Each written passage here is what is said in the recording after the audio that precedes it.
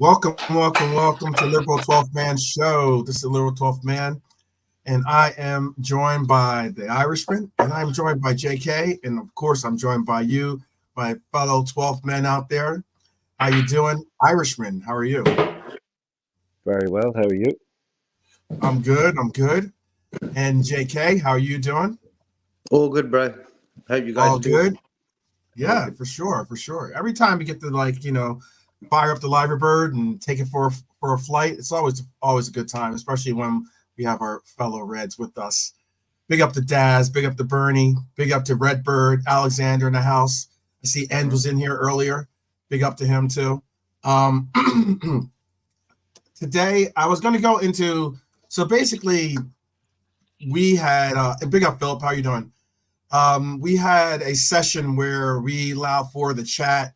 Brian was the captain, and basically they organized who and what they thought as being the future for us. Oh, okay, good. Big up, man. My big up.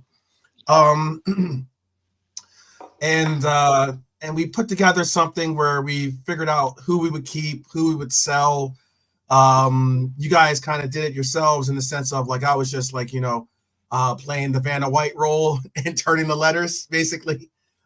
Um, but all the same, hi Laura, how you doing, brother? But now I figured like, okay, well, we got into figured why not like allow for myself to join the party and try my hand at sporting director here and just kind of like give a concept of what I would kind of do, but also get a read of what you think I'm doing right and what you think I was doing wrong, or who you would go different with, or something along those lines. So yes, so basically a keep, sell, extend. I'll break it down for you guys too, because I do have a little session. I'll show you guys. And Brian, you remember the session, right, that we went through? I know you got you were a little late to the party or late to the meeting, but some of I four came in guys. a bit late. All right. Yeah, they basically just you can you can obviously keep, sell, or extend, but you've got to actually bear in mind that you're playing with real money. So if you Yeah. want to bring anybody in, you got to sell some players. Again, we didn't really take into account other Right. budgets, And but that I think you got whatever like you sell, you can spend.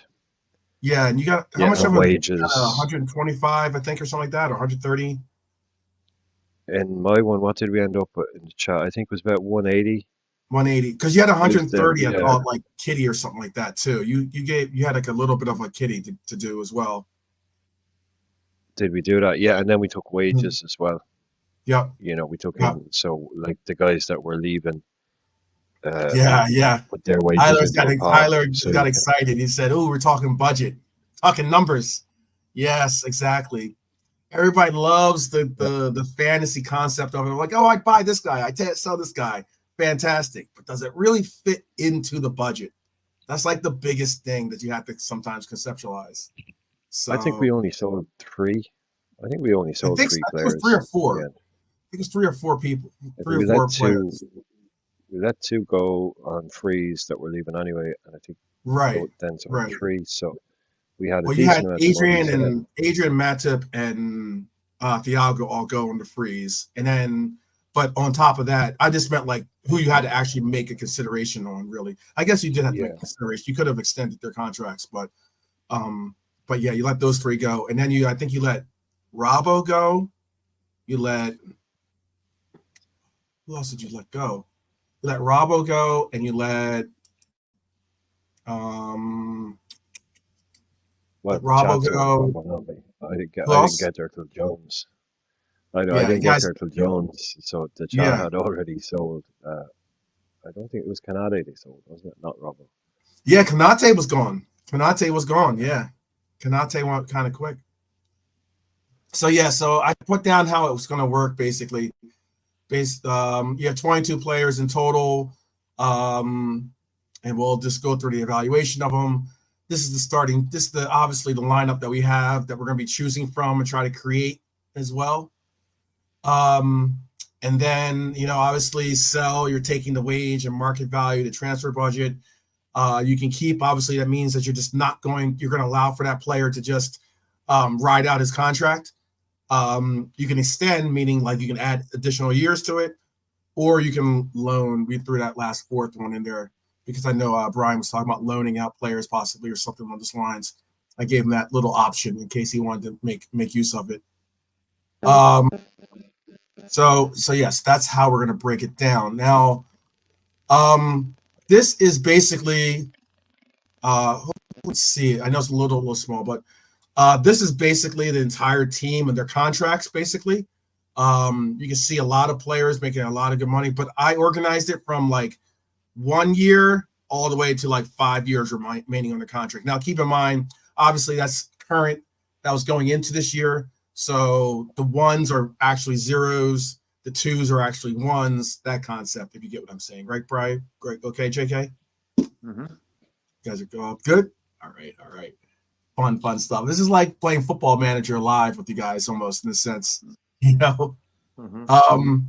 So this is, I basically went through the lineup and just kind of like figured out who I would probably get rid of and who I would take out, basically, because I always said that I would probably sell about 4 to 6 players and such.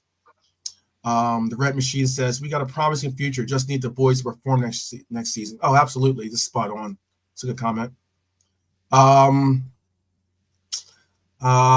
So this is what my concept looks like.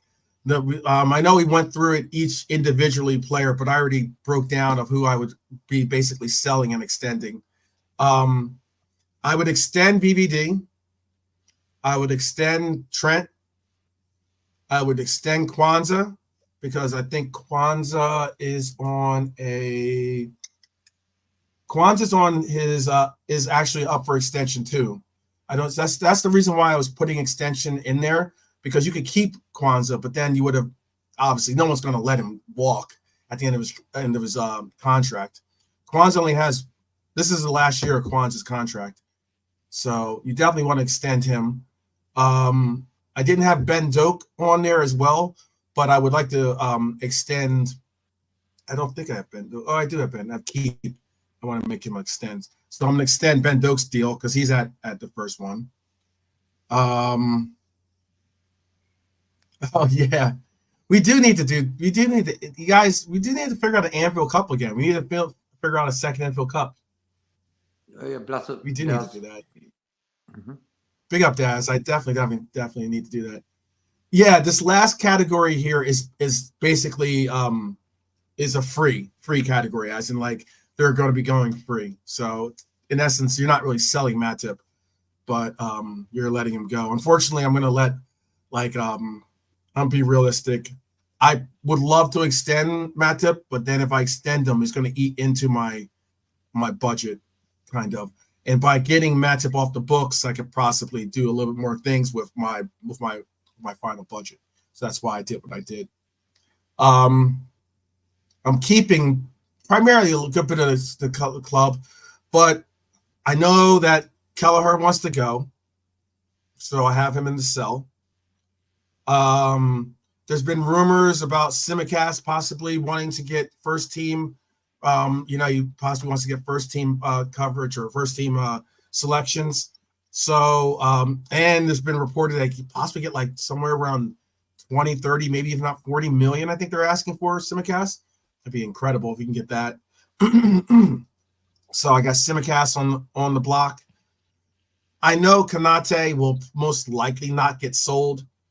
The only reason why I have Konate on there, I get he's a promising 24-year-old. It's just the fact that at 24, he's been so unavailable with his availability or his consistency of being available. So I put him as a possible big to prop up my budget so I can get some of the players I want to get. I'm gonna have to. Sometimes you got to do what kind of Newcastle's doing. You know what I mean? Like you got to sell Bruno G, for instance, to make some real money to bring back a real player. So Konate might be my sacrificial lamb. I also know that Joey G wants to possibly or is open to negotiate or open to talks about leaving. I can understand him wanting to get first time. first team, type of coverage. And also on top of that, with Joey G, it's a unique situation with Joey G because like you want to keep him for, I mean, he's such a loyal servant to the team and everything else. But with Joey G, I can understand not only does he want to get first team coverage, but he's, I want to say he's 28. How old is let me think of how old he is. Joey G is 28, right? I think he's 28. Yeah, he's 27. So like I was thinking that if Joey G is 27 going on 28, and he's making 85,000 pounds a week, this is probably his last opportunity for getting a big, I mean, 85,000, don't get me wrong, it's a lot of money. No, he just turned 26, bro. He just turned 26. He just turned it 23rd right, of May. 26. Right, you're Just right. turned. So that's not bad.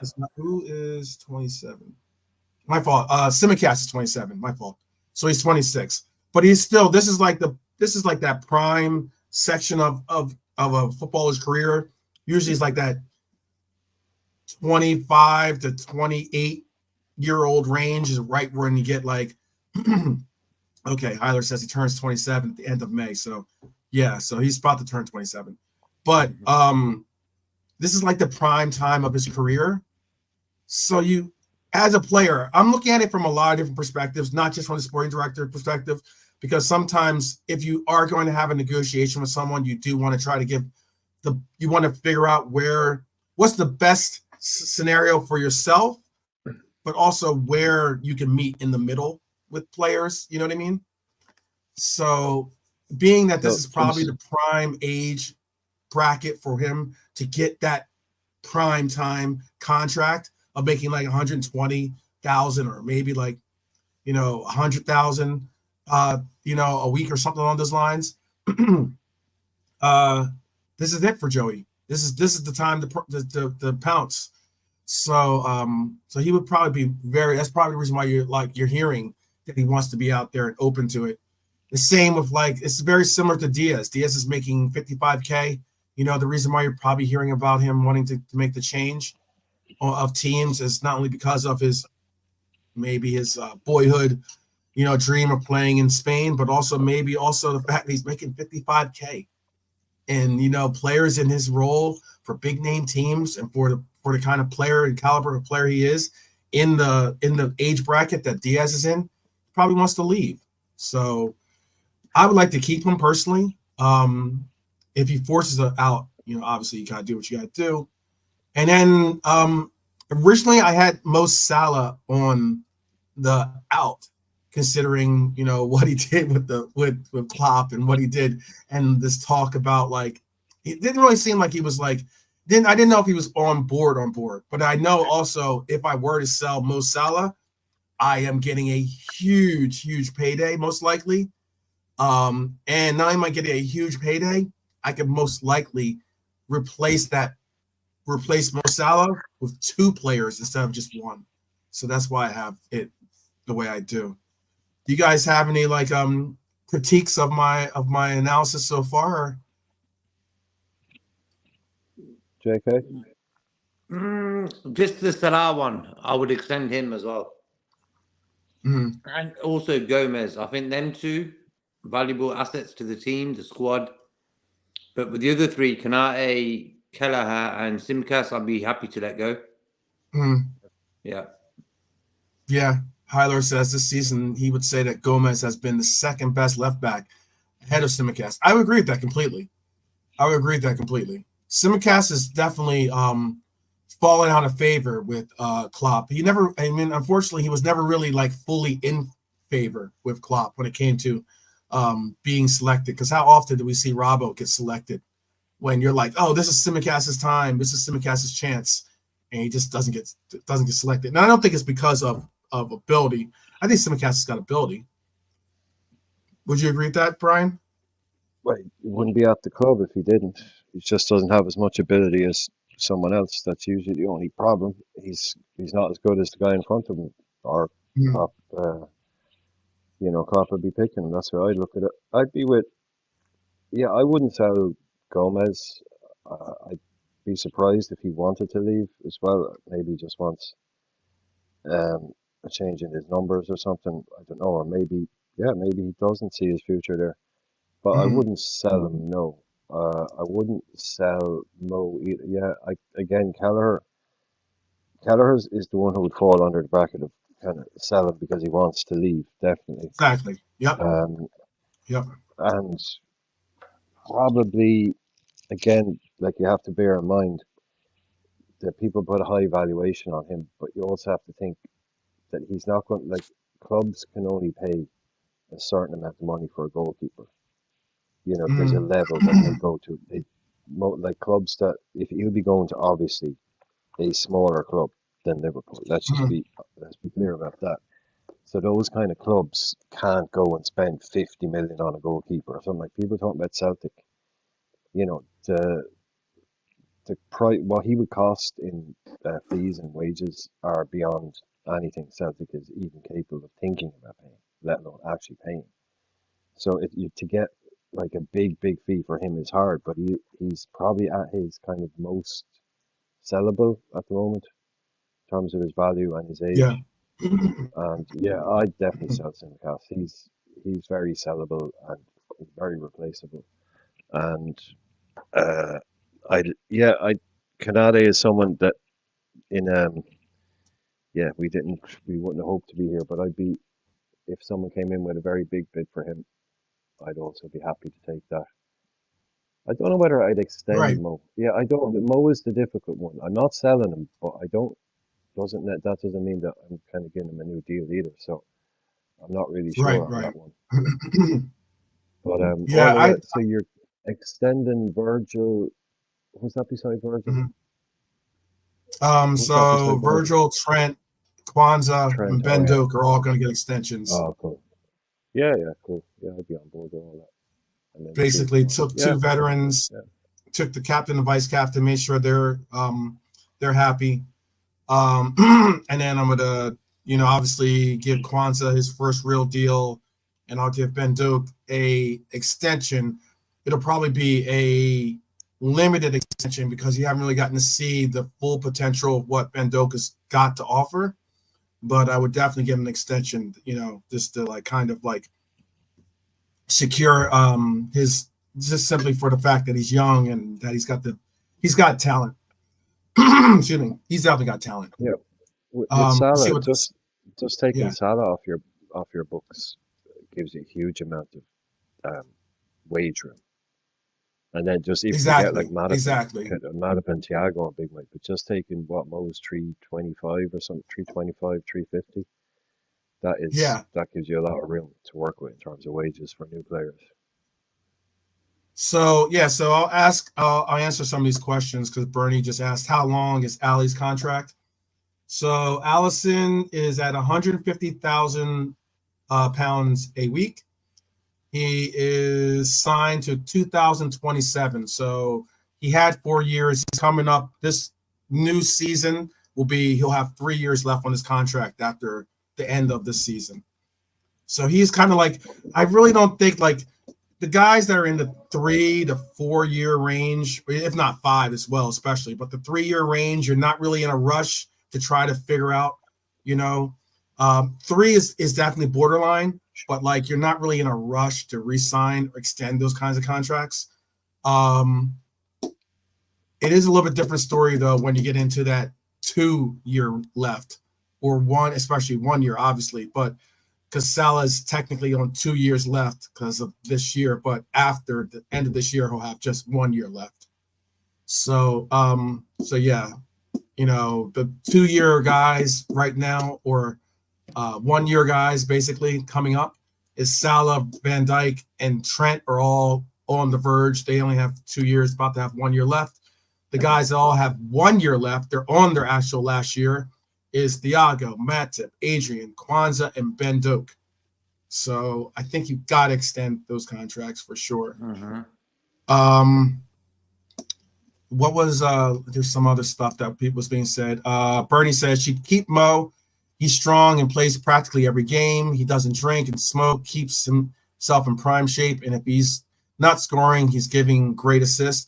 And that's I'm not saying that I wouldn't keep Mo. Obviously, I've been on record saying that I would extend Mo technically, but I was also under this pretense of what we're doing and how we're playing like very, very like close to the sleeve on trying to garner money and figure out how to like make money, bring in money, this almost like loose interpretation of sell to buy. That's the only reason why I started to conceptualize as him being maybe my big ticket, him and Konate being my two big tickets, and then having a couple of mid-range tickets being Simicast and Gomez, and then trying to milk whatever price I can get out of Kelleher, who definitely wants to leave. That helps and hurts that process, but it is what it is. Let's see what else. There was another comment in here too. Ripper says he can understand if Joey leaves if he is going to get first team game elsewhere. That's how I see it too, by the way. That's exactly I how also I see think he wants to go back down south, London. He left London at a young age, you know what I mean? He hasn't been back. He's been in Liverpool for most of his young career, Mhm. you know? Mhm. So I think that London thing might be sort of going that way as well. Right. Where Yeah, does he see, go? you know what too? Where does he go? But where does he go? That's Like, the thing. where's someone you could see him being happy to go? I'd like if you told him he'd play 35 games a season for Liverpool over all comps, or what? Go to West Ham or Fulham? It's a good point. I don't know. Most people will tell you, like, and especially someone like him, they'll tell you when you leave Liverpool, it's usually a step down. It's very rare, unless you're as far as going to Barcelona or McManaman or going to Real Madrid or whoever it might be. It's most often than not, it's usually they always say, yeah, I wish I never left, or it was the biggest club ever. Like West Ham, Fulham, he's not going to Arsenal. He could potentially go to Spurs, but not going to Chelsea. So yeah, Could you see Joey at Spurs? Wow. I'm just thinking what London. That would be, it'd be a major acquisition for Spurs. That'd be a good acquisition for Spurs too. But for me, he's too good for Fulham, West Ham. He's still young, He isn't old. Maybe a team that was actually in the market for him, Newcastle. Newcastle was actively in the market for him. That's when I first heard any rumors about a price, like what kind of price you could get for him. 50 million for me. That'd be a good move for Newcastle. Bringing in Joey G, bringing a legitimate center back, if not left back, right back option. There you go. He's for me, very important part of the team. I think when you've got a player who can play in numerous positions, you got to keep hold of him. And he's that one guy in our defense who can do that. Like Virgil started his career at right back, Virgil. But I would never want to see Virgil play right back for us, you know what I mean? But Gomez can play centre back, right back, left back, man. The guy's a G. Yeah. Joey G. Like Carragher. Like Carragher. Yeah, a bit like Carragher, yeah. That's a very good point.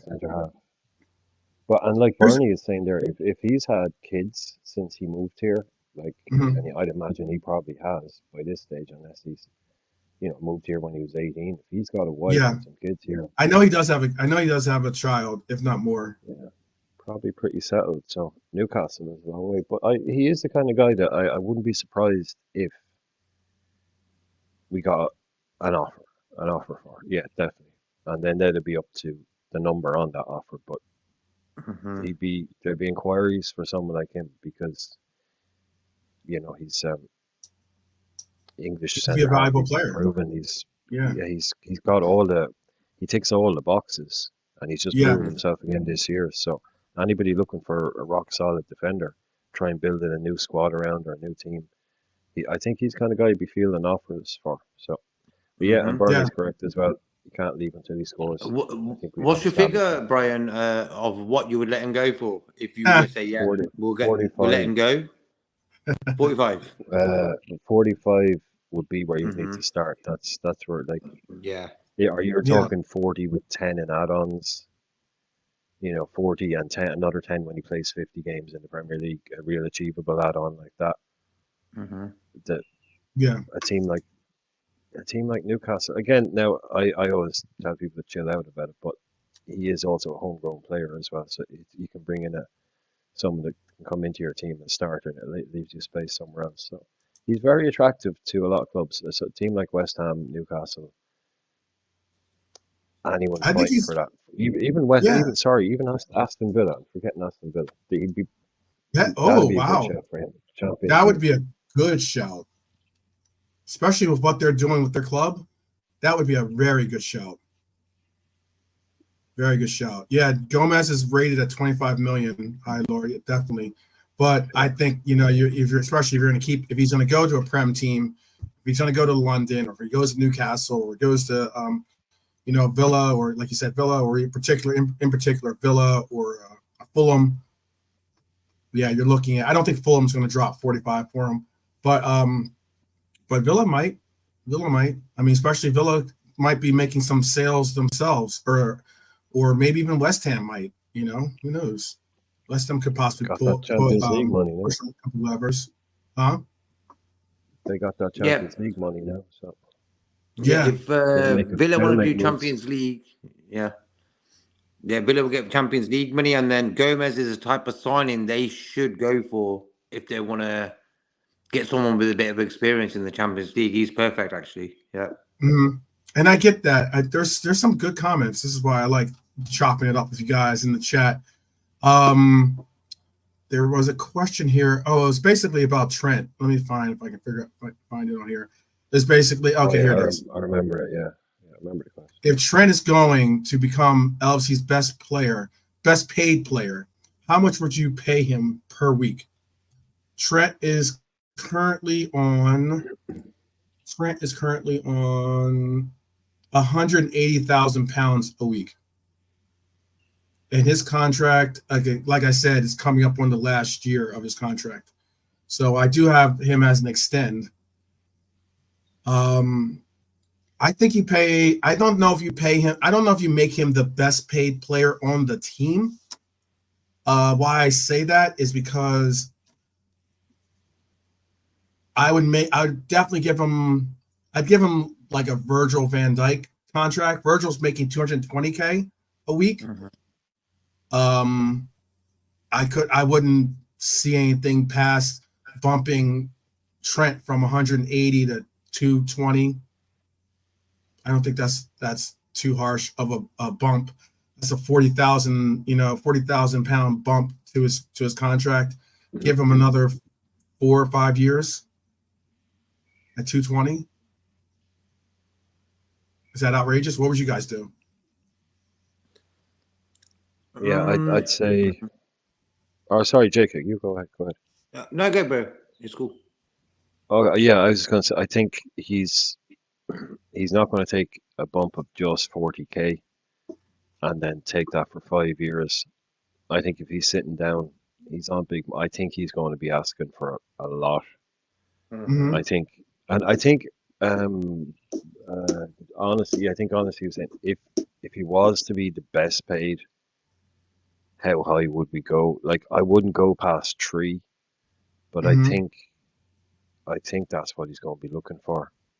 Mm-hmm. I think that's the kind of number his agent's going to be looking at, like high 280s. Again, we know as well that a lot of these guys that are on the reported salaries that are on, those are the base salaries. But for a long time, we've been one of the highest bonus paying clubs. Like, we pay a huge amount in bonuses. So there's that to take into account as well. But I reckon someone like Trent, if he's sitting down and he wants to sign for another 5 years, he's going to be looking at, well, what's 220 going, or what's 220 in 4 years time? What's that going to be? So I think he's going to want 3. So I probably, to get him signed on, 285 to 3. That's where I'd be going. So here's the sheet that I'm referencing from the green check marks by their name mean that it's a verified. That is the verified Wage. wage that they're making. If it doesn't have, if it's like grayed out, that means that it's that's the reported number for him. So with Trent, 180,000 a week, he makes basically 9.3 a year. He signed in 2021 and it is ending in 2025. I can understand what you're saying. On this sheet, it doesn't have the bonus. It provides you bonuses. So for instance, Salah makes Only for one player 350. there, yeah. Yeah, he makes 350,000 per week for an 18.2 a year, but he also has estimated bonuses of 2.6 million on top of that wage. I would definitely, make it a little bit. I can understand if you took the 220 for maybe kick the can down the road for a 3-year contract, then maybe, and then give him make it more heavily incentivized bonuses involved in it. If you got to go to 250, I understand you saying 280, 300 possibly. I would pretty much try to keep it around that 220, if not 250. If you want to make me move a little bit, I'd probably go to 250.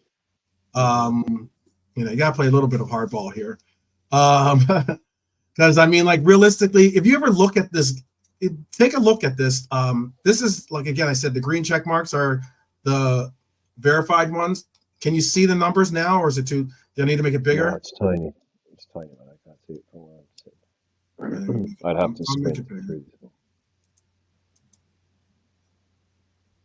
So you can estimate the bonuses, but when you're talking about win bonuses, the bonuses aren't really there for really, yeah, it's only there. You can't really, you can estimate around. I know some of them are on, for a fact that I know some are on 50 grand win bonuses and 30 grand appearances. Yeah. So just by playing, you get an extra 30 grand. So let's say Mo Salah, if he starts a game and we win that game, he gets bumped 80 grand that week. Yeah. So some of these guys are getting bonuses.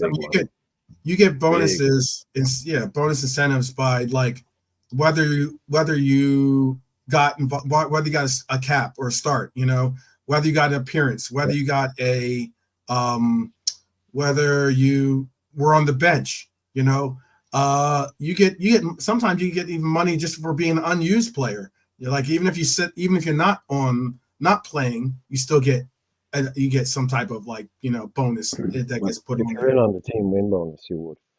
The win bonus is big too. Yeah, that's why the strikers will want them much. If you offer a striker, say you can have 100 grand a goal and 10 grand a win, or 10 grand a goal or and 100 grand a win. They're always going to say 100 grand for the win, because even if they don't score and the team wins, they get the team bonus, win bonus. That's where the biggest money is. So that's why I know a couple of years, I don't know where we are at the moment, but I just remember 3 years ago, someone did an article just saying they were breaking down some of the numbers, but they were saying that was one of the things that we were ahead of the pack with 3 or 4 years ago, was by getting players in and offering them fairly low basic, sort of offering them 100 grand when Chelsea would be offering them 150, but our bonuses would be way above. So that was incentivizing players to win games and to score goals, and that stuff as well. Thinking, look, go out and win here, it's worth enough. If I go out and win here and score a goal, it's worth an extra 100 grand a week to me this week. So that we were kind of ahead of the pack in getting players on those high bonuses rather than high wages, which is I'm not sure if we are there still at the moment, but it's a good way of doing it. Incentivize money. Money's a big motivator for some people. No, it is. I mean, look, I'm sure Ali. Sorry, I'm gonna say Ali's probably on a nice whack for a clean sheet. Probably picks up a nice little bonus. For clean sheets, he makes good. Yeah, he makes a nice little bit of change for every clean sheet he gets. Virgil van Dijk probably does too. That's why they're all celebrating at the end when they get those clean sheets. They're all like, "We're going to Disneyland, guys! Yeah, we're going to Disneyland. We got 10 clean sheets. It's an extra 10K each or whatever." Yeah, exactly.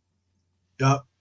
Yeah, and on top of that, what I was going to say is that if you look at it, like some of these players, big up pops. Big up, Some of these players are like, Kelleher at 10,000 pounds. I already spoke about Diaz at 55K. Ali at 150, 140, but more so, if you do look at some of these players that are at, like, Bichetic at 40,000, Elliott at 40,000, Jones at 15,000, reportedly, Bradley, obviously, I mean, like, some of these players are, like, definitely higher wage earning players in your minds, I'm certain. But the sheer fact is Bradley's working off a youth academy, style contract. So he's making 10,000 a week, and he's signed for at least 4 more or 3 now, coming up on 3 more years. So, like, yeah. No, that has something to do with it too. Their branding has something to do with it too. We'll get back to your panel thing, maybe, because it's a bit hard to read that up on the screen. If you want to go, you still can't read that. No, it is a bit small for yeah. Oh, if you're reading off your phone or something, yeah. I guess. Just for in general. About to say that's about as big as I could make it without without like bringing it not off of the thing. I can maybe go like this. Hold on, make it. Does that make it better? Can you read now? Yeah, it's cool. It's okay. Yeah, that's cool. That's a better way of doing it, probably. I'll just this is just. we're not gonna spend too much time on this. I was just kind of giving the guys and the girls in the chat here an idea of what it really looks like. You see, you forget Cody is on as much as Dom. We invested a big amount of money in Cody Gakpo, not just absolutely. That's a big freaking contract. So if you were to say, can you just scroll back up? I think to where Van Dijk is there. Sure. Yeah, this was organized by like years, so like least years to longest contract. Virgil's right here. Yeah, so if we were to lose Mo, VVD is our highest paid player. Yep. At 220, that's not too bad. Yeah. There's a lot of teams out there. They've got 2 or 3 players now on more than that. Are you kidding me? You used to see some of these contracts that these guys are on. Like you start, and that's not to steal your thunder or to cut you off too much, but like some of these numbers that these players are making in other leagues, especially like the German league and the Spanish league. Jeez, absolutely incredible. Yeah, I'm with Pops. I think Pop, that's like I think you're talking about that kind of 3 level with Trent. This is going to be a big contract. Yeah, and I think is he worth Virgil? When you extend Virgil, are you you're going to probably have to bump Virgil to 250 as well, just to give him, even though he's older. That's a tough negotiation as well. That's a tough negotiation. I could easily see him getting like 275, 280, something like that. You'd love it for him to just straight extend. Same. Oh yeah, that'd be great. That'd be great. That because 220 is no, but he's worth more than that. But at his age, it's it's tough. Not FSG type thing to do, if you get what I'm saying. Yeah, they're not just going, oh yeah, cool, bump up that 33-year-old guy to 350 until he's 45. Yeah, cool, whatever. That's not a very FSG type way of doing it, is it? Yeah, this is what it's looking like. Because you guys in the chat, they says TA isn't taking 220 in his opinion. I get it. That's probably a little low. He says, Pop says TA will be looking to be one of the highest paid at the club, closer to Mo. And you want to lock him, and then for VVD, you want to lock him in for 4 to 5 years more, or 4 or 5 years total, and VVD 2 for a third. So you'd be looking at a 3-year extension for VVD. which is something of what I would be looking for. And if you're going to be doing that, you're going to be closer towards, like, again, that 280. I wouldn't mind. I said 220, but I mean, like, versus a 40,000, that's a lot of money. Don't get it twisted. 40,000 on top is a lot of money. But I mean, like, it would just be if I went in and said, oh, I'm making 40,000 to adding 40K. Obviously, you're going to take less years at 40K. So you might say, yeah, I'll take 220, but I'm only going to take 220 for a 3-year contract, you know? And that would bring, how old is Trent right now? 25. He is 25. Yep. 25. So that would make him at 28. That'd be prime time for him to make that big splash contract. You know what I mean? And then that big splash contract of 3 years. Now you're looking at it as like, okay, you're 28. Now I'll give you 320. Now I'll give you, you know, something. I'll give you another 40,000 on top of that, maybe, you know. And in essence, you would have gotten like a, you know, a nice little bit of progression on your contract. I believe I agree with what Biden says about why do we care about the money though. I always said, like, Thiago gets 200. Say again, Brian. Because he needs it at the end of the game. It's all about his game. Because he's going to use his wage bill at the end of the game. It's like a fictional game. Yeah. Okay. Oh, so yeah. No, I get it. Yeah. He's adding up all his. Why do I care? I'm playing sporting director, and you know, if I gotta go, or you know, if I gotta go to Edwards or I gotta go to JW, they're not gonna be like, you know, spend it like it's Monopoly money. But in real life, you know, exactly. I don't care whatever we need to get. Yeah, in real life. Club, yeah. Just get it done. Get him locked down. Just get it done. His agent will say, look, not saying anything here, but yeah, PSG will give him 400K. Barcelona are offering 350K. You know, Man City, not saying that, but I reckon they'd give him $500,000 a week. Right. You know, so there will be pressure because that is the market. That's how things work. That's his agent's job, is to do that. Go in there. Yeah. Get it done. Just get it done. It needs to be done this summer. That's top priority contract-wise, is Trent. Get him locked in. So you're right. That he might be going anywhere. I think his bro is his agent as well. So who is for Trent? He? For Trent. Really? For Trent. I think it's his brother, I think. Yeah. So he doesn't have one of those big Mendes type guys in his corner. Then that's easier. That's better. Yeah, it should be easier to sort out. So, right. So again, I'm gonna bring up some of this stuff too. Like Stefano just said, oh wait, hold on. Yeah, I was just about to bring that up, Stefano. Okay. Because he said, can we clarify fullbacks or defenders never get over 250,000 a week in any team? I was going to say that I could prove that's not the case real quick, you know, especially when it comes to other leagues, it's pretty incredible what some of these players make in other leagues.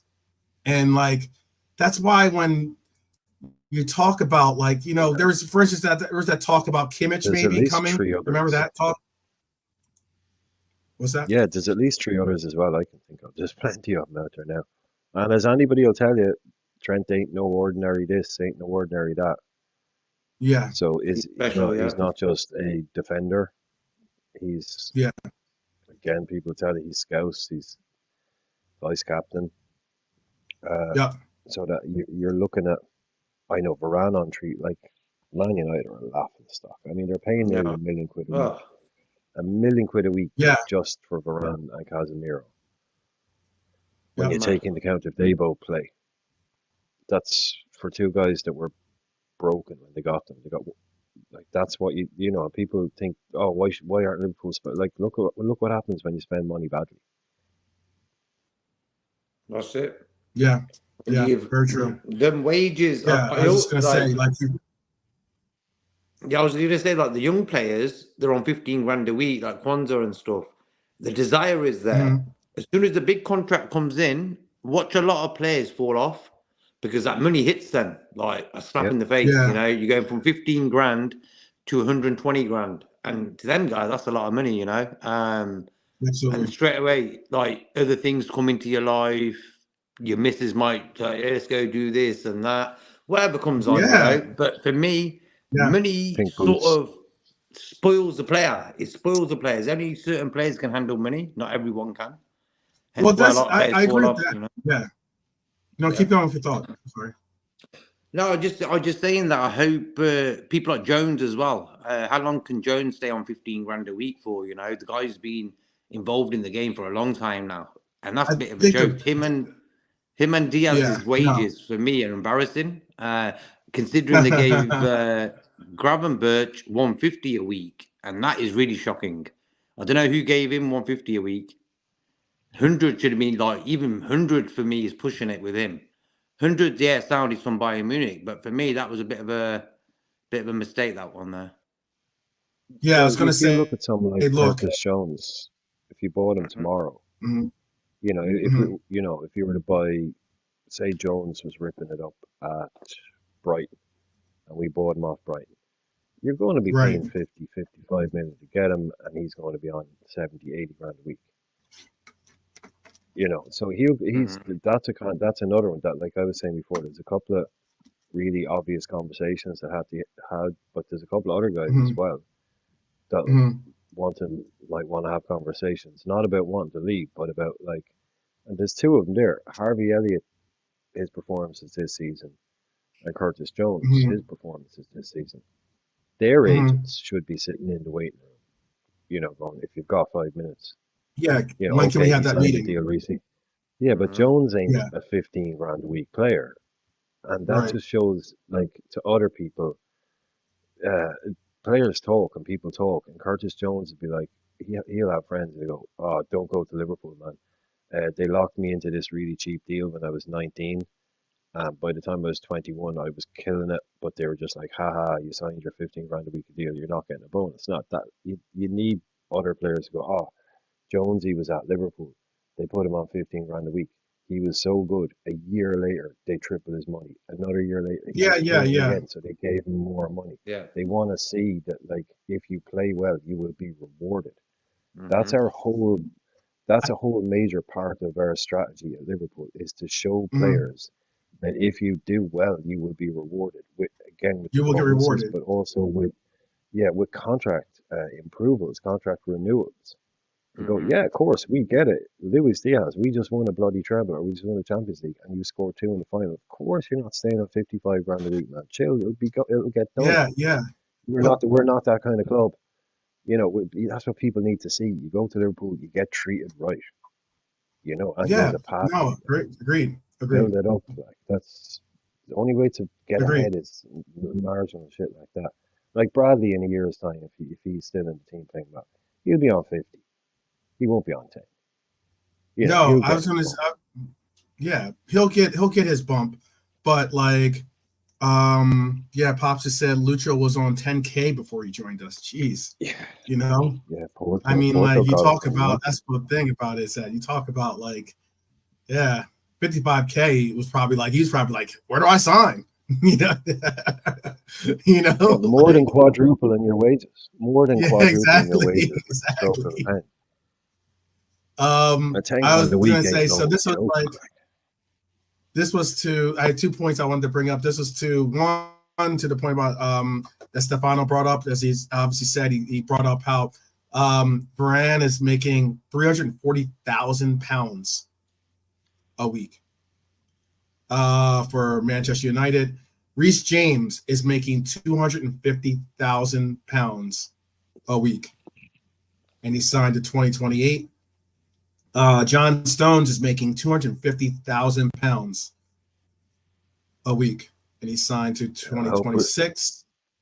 I hope Reece James isn't relying on those appearance bonuses to pay off anything. I hope he's not. It's not happening, dude. This is not happening at all. I mean, Vardiol is making 200,000 already. You know, like a lot of these players. Have you seen the run of form he's on?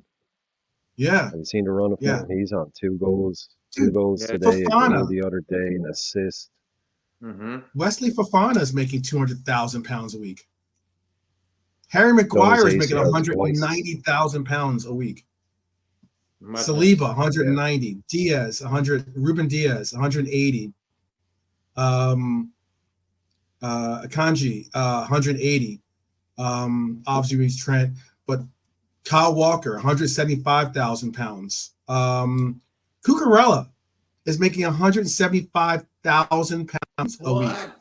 What? Cucurella is the go-to guy to show your kids you can make it. Simple as. Just follow your dreams, right? This is also the thing. Like, when you look at it,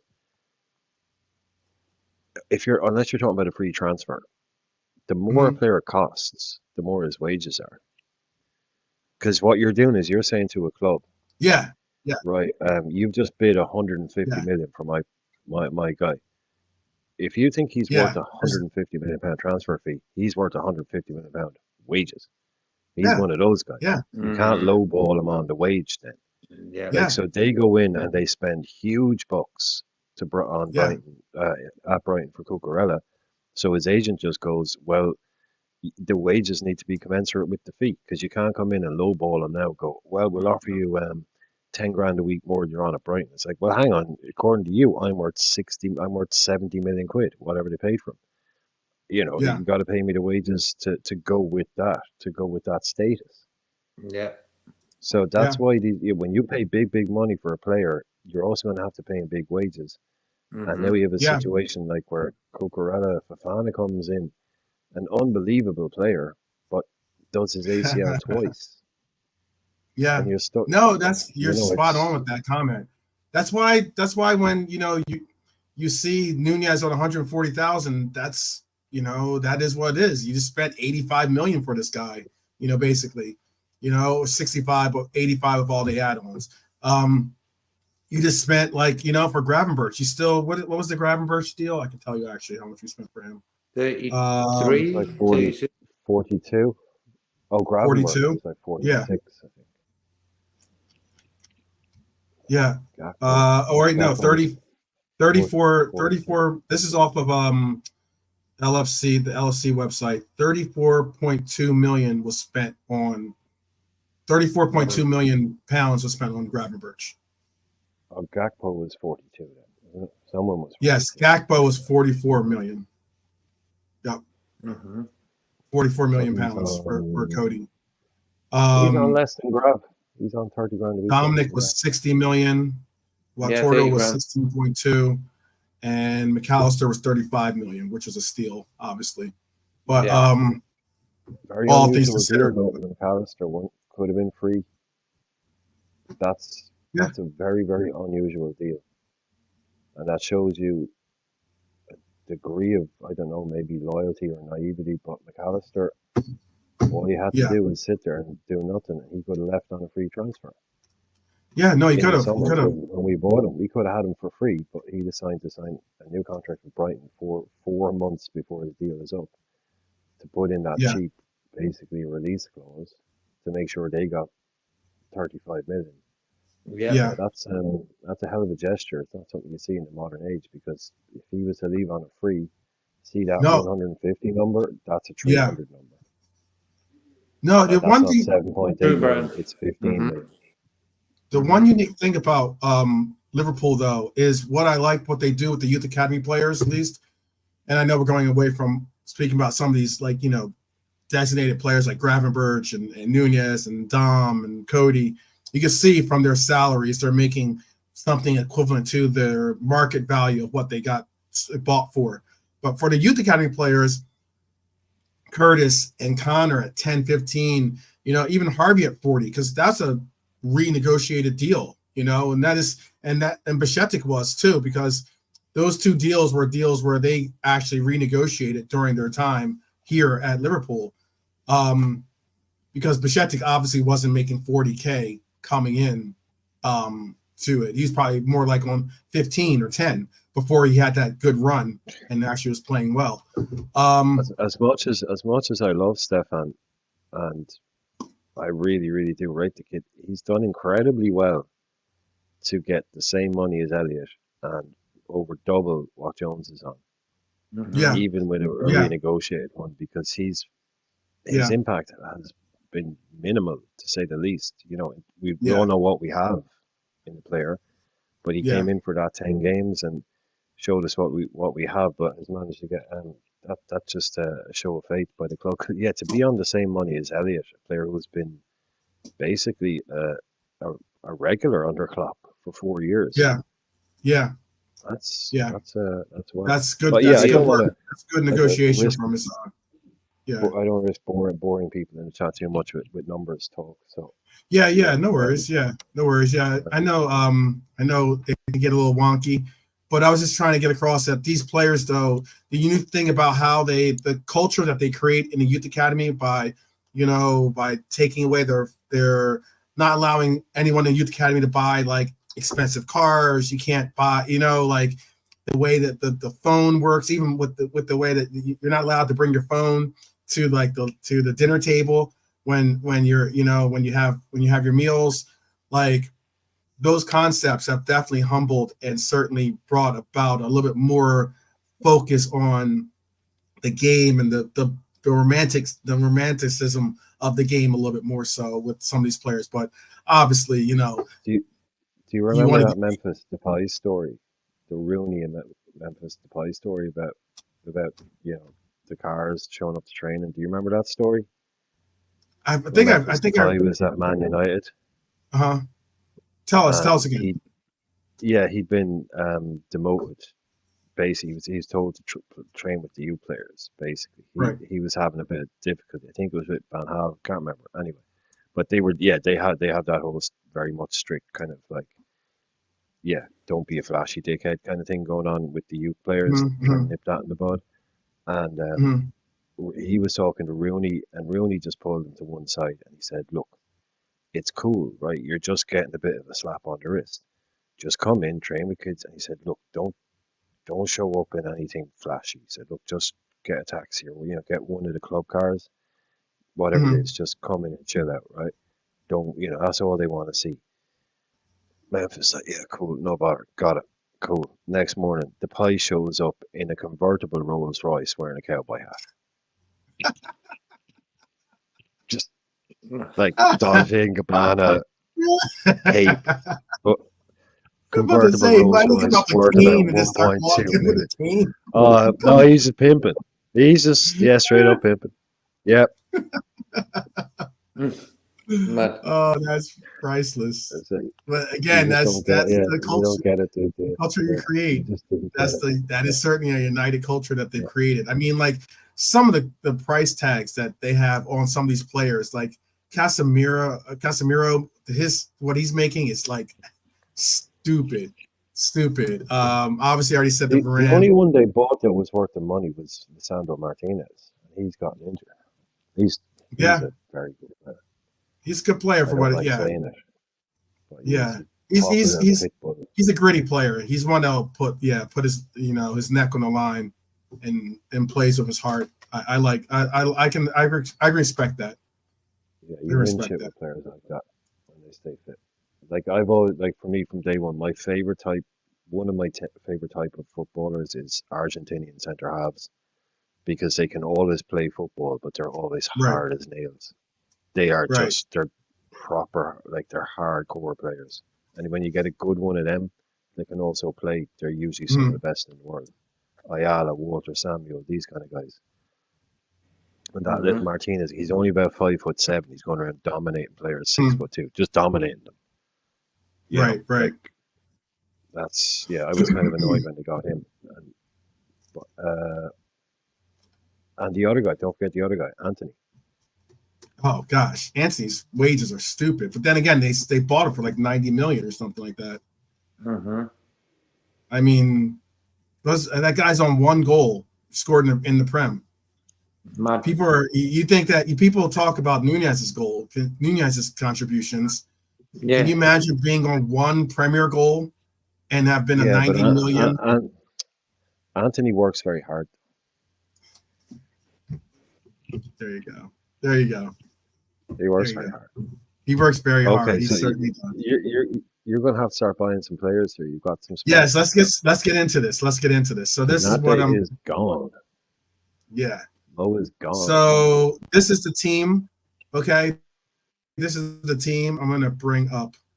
You guys will have to monitor the chat because I'm gonna bring up these on the two screens here, for me. But this is the team right here. Obviously, the somewhat preferred starters, I guess you could say. I have the players. This is obviously a 22. This is not counting the 3 guys that are leaving, which would have been the 25-man roster. So, but it's going to hurt. This is going to hurt. If I'm going to sell Konate and I'm going to sell possibly Gomez, that would hurt because that would take away this whole block. I'd have to figure out to bring in 2 quality players. Yeah. So they're sold. You've done it. All right. They're sold. They're gone. They are. And then Mo's gone. Simicast is gone as well. And then who else did I sell? I sold Simicast. I sold Simicast, Gomez. Konate and Gomez are gone. Mo would be gone. Some Egyptian guy. Gone. Yeah. Some Egyptian guy. Yeah. Here. Never heard of him. He scored a few goals apparently. A few goals here and there. Oh man, that's gonna hurt to do that. But I mean, if he wants to go, and that's under the assumption he's going to like Saudi Arabia. So how I have it broken down is this: if I were to sell those guys, it would be 100. This is just market value, okay? This isn't probably the preferred price I would get because chances I'm not selling Mo Salah for 65 million euros. This is all in euros too because I'm going to be selling outside the league. But there's no way I'm selling Mo Salah for 65 million euros. The minimum I'm thinking to move me off of Salah, move me from Salah would be 150. That's easily like right around the price that I would think, oh yeah, that's the price that I gotta seriously consider. So, but I still for loose terms, I put in 65 million as being the price that I would garner at least. I just put their market values from the same way you guys had to deal with the numbers. Well, we did. If I remember correct, we were doing the whole we'll go off transfer market. Mm-hmm. But I think we did fiddle a little bit around with the prices, and if that's the case, that'd be fantastic. I'd be happy to give but I'd be happy to say like 85 from like if I was selling Mo and we were doing it this way, I would have wanted 85 at least. So I'd be happy to say have 85 for him. That is because 60 is low, but I think that's what you get for him. I don't 65 is low. That's the number I originally had it in there as. That's low. I think this season, I think you get 85. I think you could get that. And I mean, like, if that's the reason why I can understand why what you said about like, if someone goes 85 million for Mo, or you could keep him and he'll walk free at the end of his contract, I would say no to 85. I would keep him, let him write out his contract, and then he can go on to whatever team he wanted to go on to, if that was the case. But you've sold him, so I'm going to but give it 85. I think 85 is fair. Oh, you're going to stick me at 85. I got you. So I'm going to adjust it at 65. So that bumps it up a little bit. So all right, Mo Salah at 85. I have it's an extra 20. Kelleher was at 18. What's the number do you think Kelleher would go for? I think that Kelleher is going for more than 18, to be honest with you. I think it's going to be like 25. I'd say 25. Yeah, I think that's what I sold him for. Because like saying earlier on, that's kind of the most the club will probably pay for him. Yeah.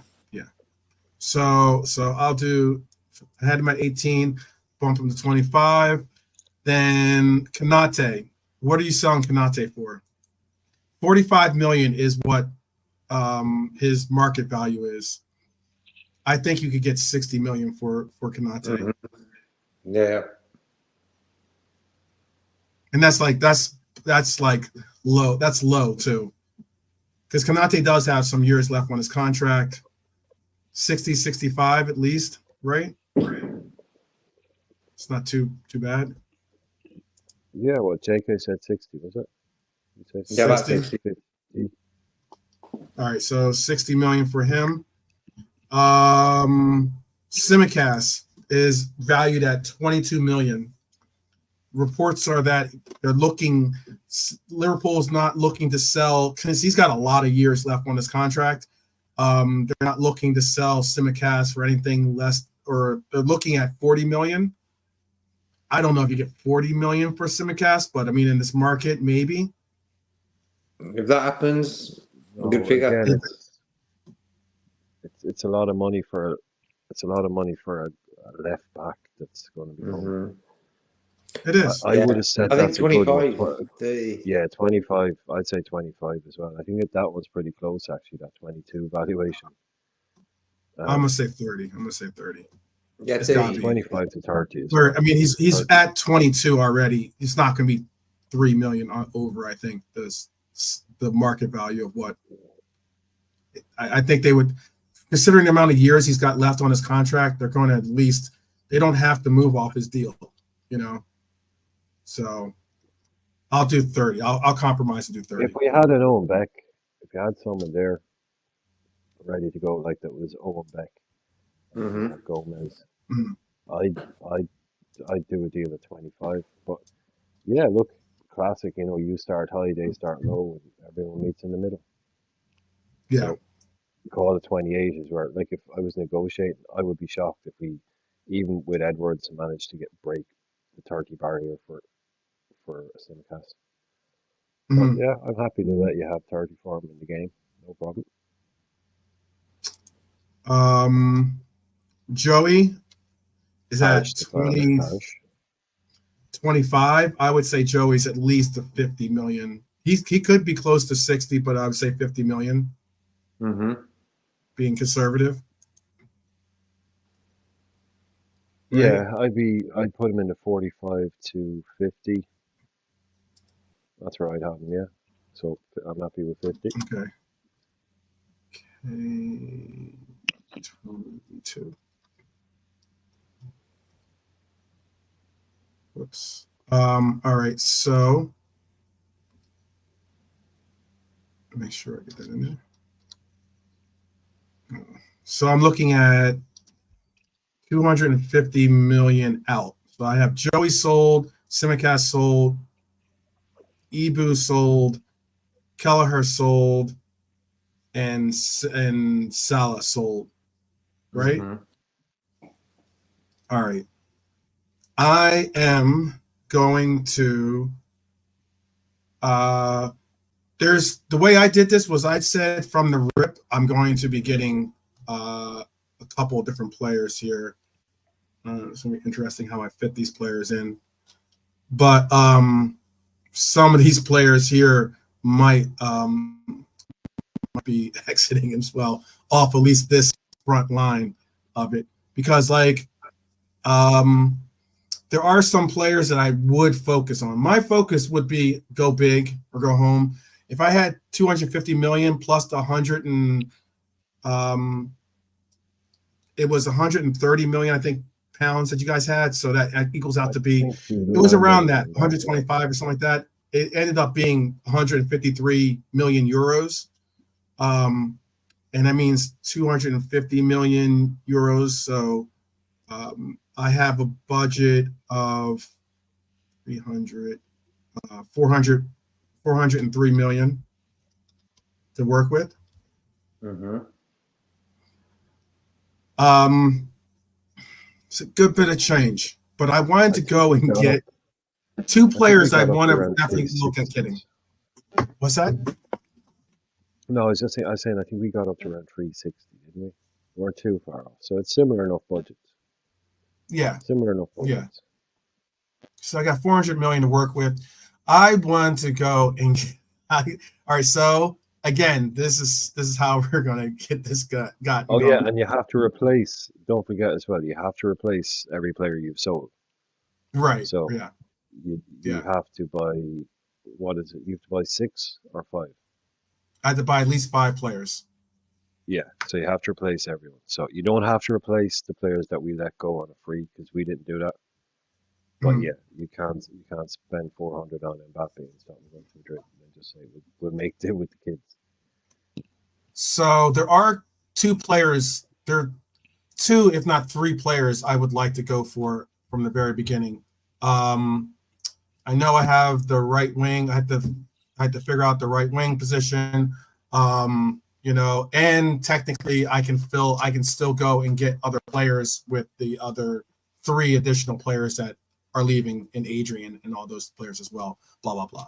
But the 3 players that I wanted to definitely go and investigating is this, and this is, you're going to have to hear me out. I'm waiting. I would like to try and acquire Florian Wirtz.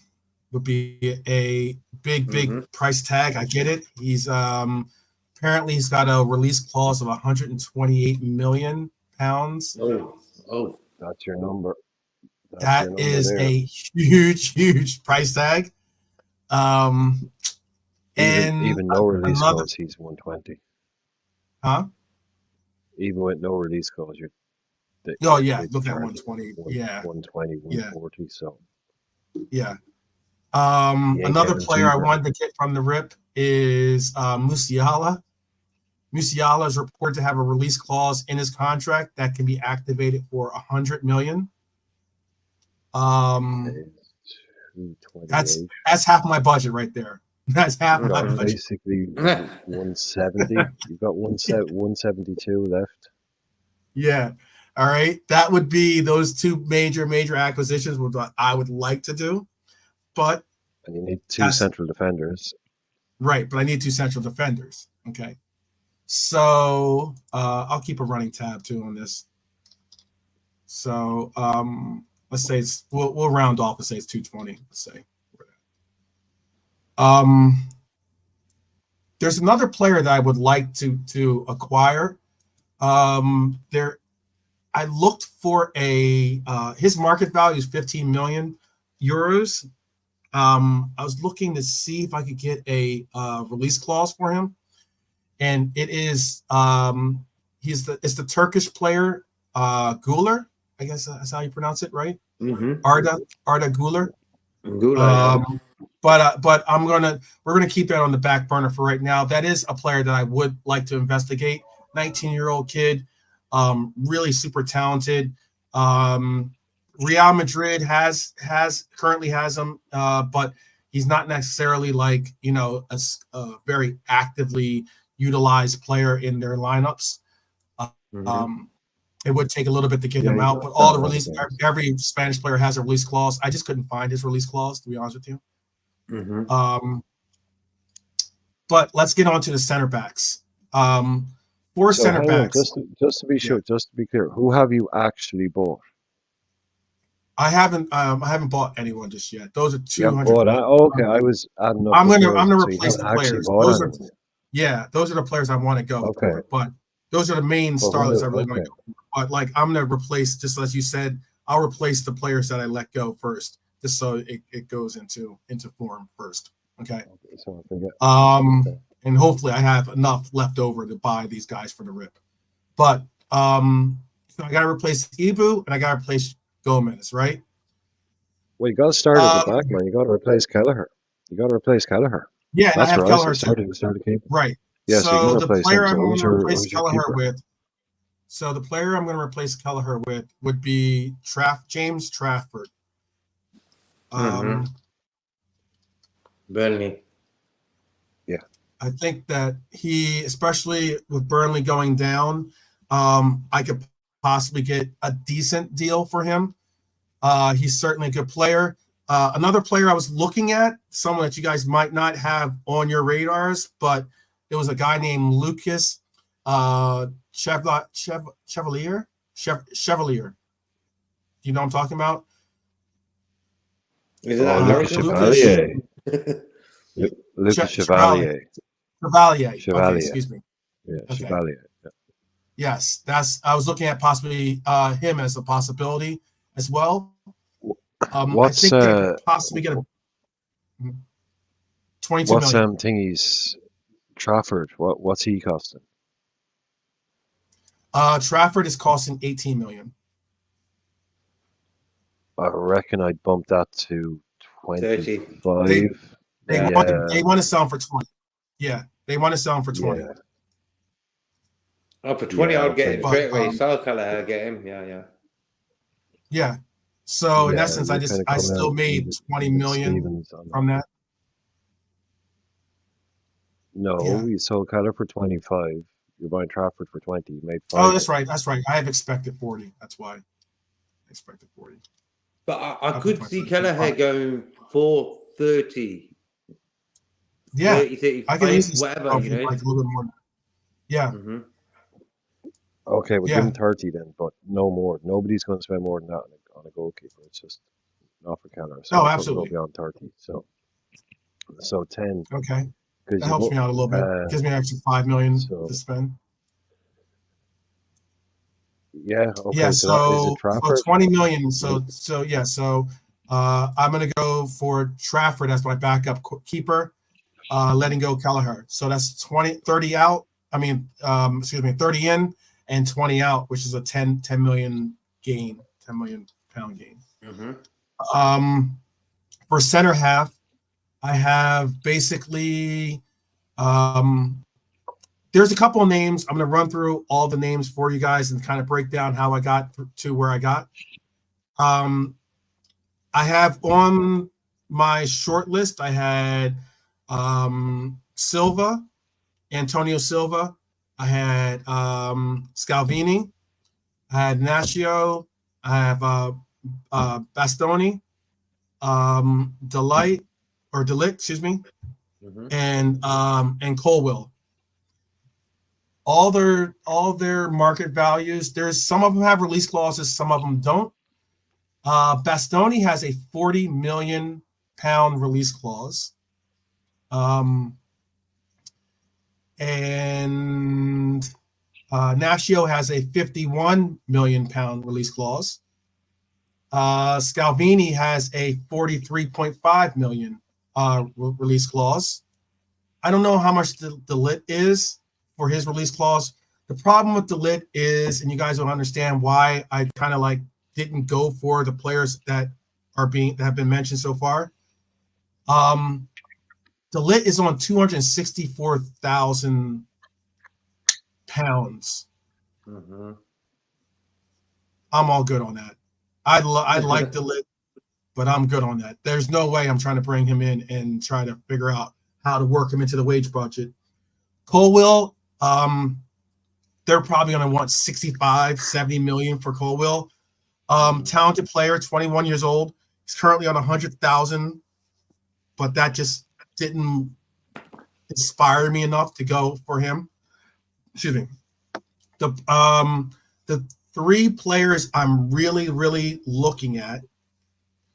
Silva makes 85 million, was a little bit too high of a release clause for me, so that kind of pushed me away from that, considering that I could get either Scalvini, Inacio, or Bastoni, one of those, two of those three players equaling up around 80 some odd million. That's where I started to go in. And then if you get down to it, I would lean towards getting Bastoni, because Bastoni is a quality center back, 25 years old, be a quality veteran presence to put next to VVD.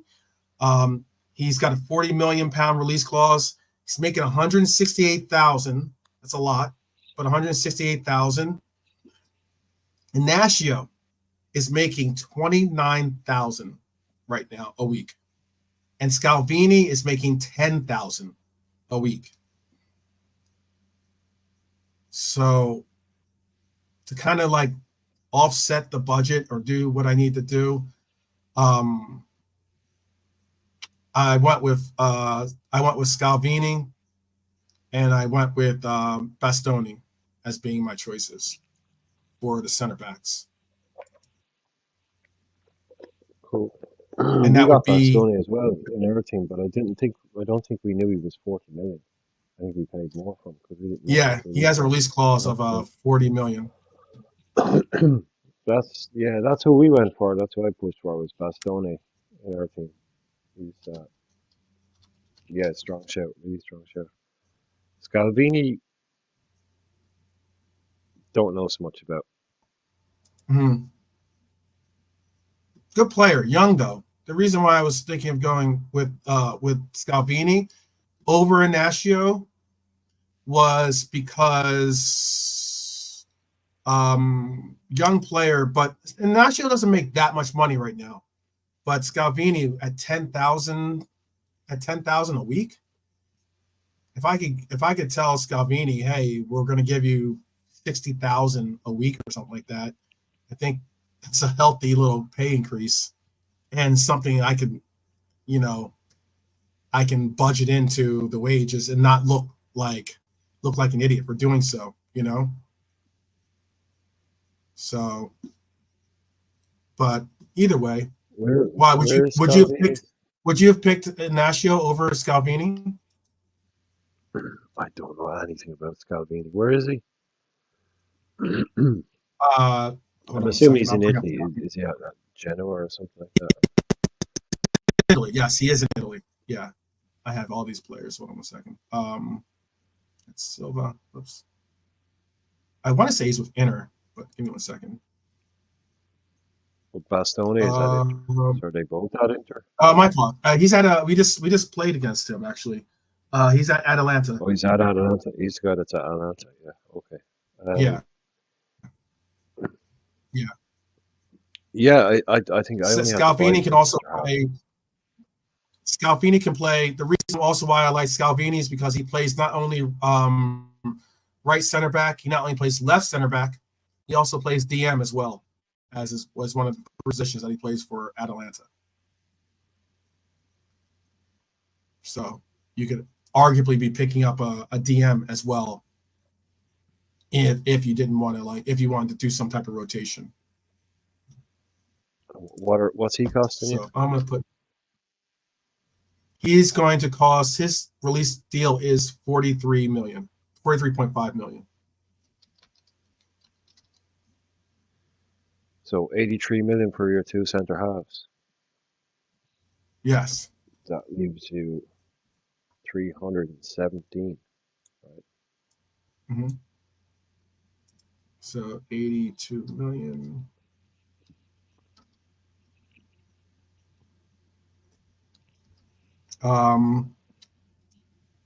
Then I also so now I had to find a left back, right? Yep.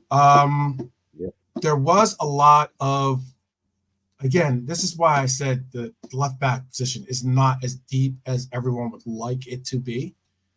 The names that I had on my list for left back were Nuno Mendes, the Wolves guy, how do you pronounce his name? Nori. Nori, yeah. Nori. Mm-hmm. I also had, this name is a name that you probably haven't heard of, but he is a possibility, and that is Hartman. Hartman plays currently for Slot's old team actually.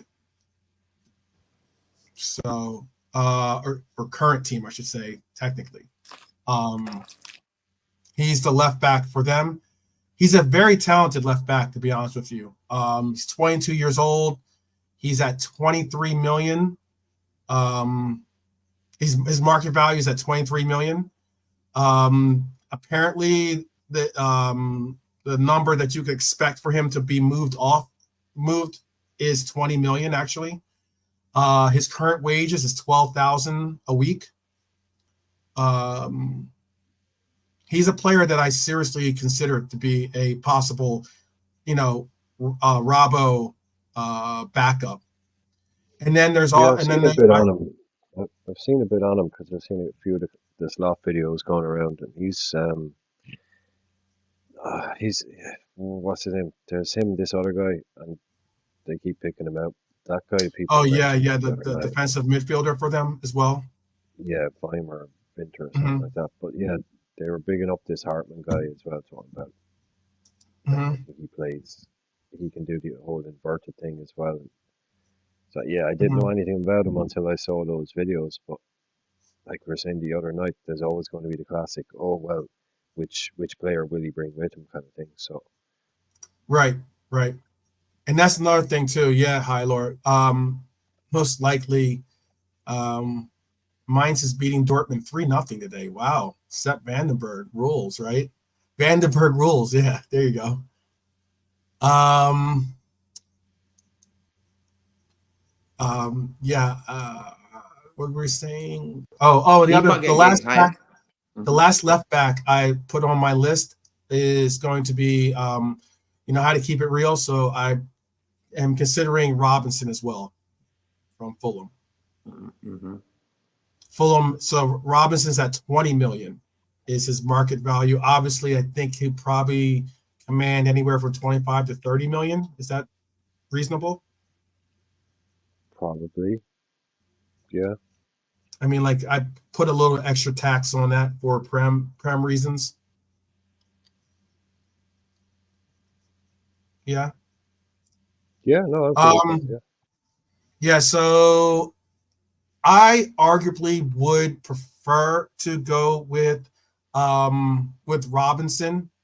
The only thing about taking Anthony Robinson as my choice is that he is 26. Um, his wages aren't a problem. He's making 50,000 for his wages currently.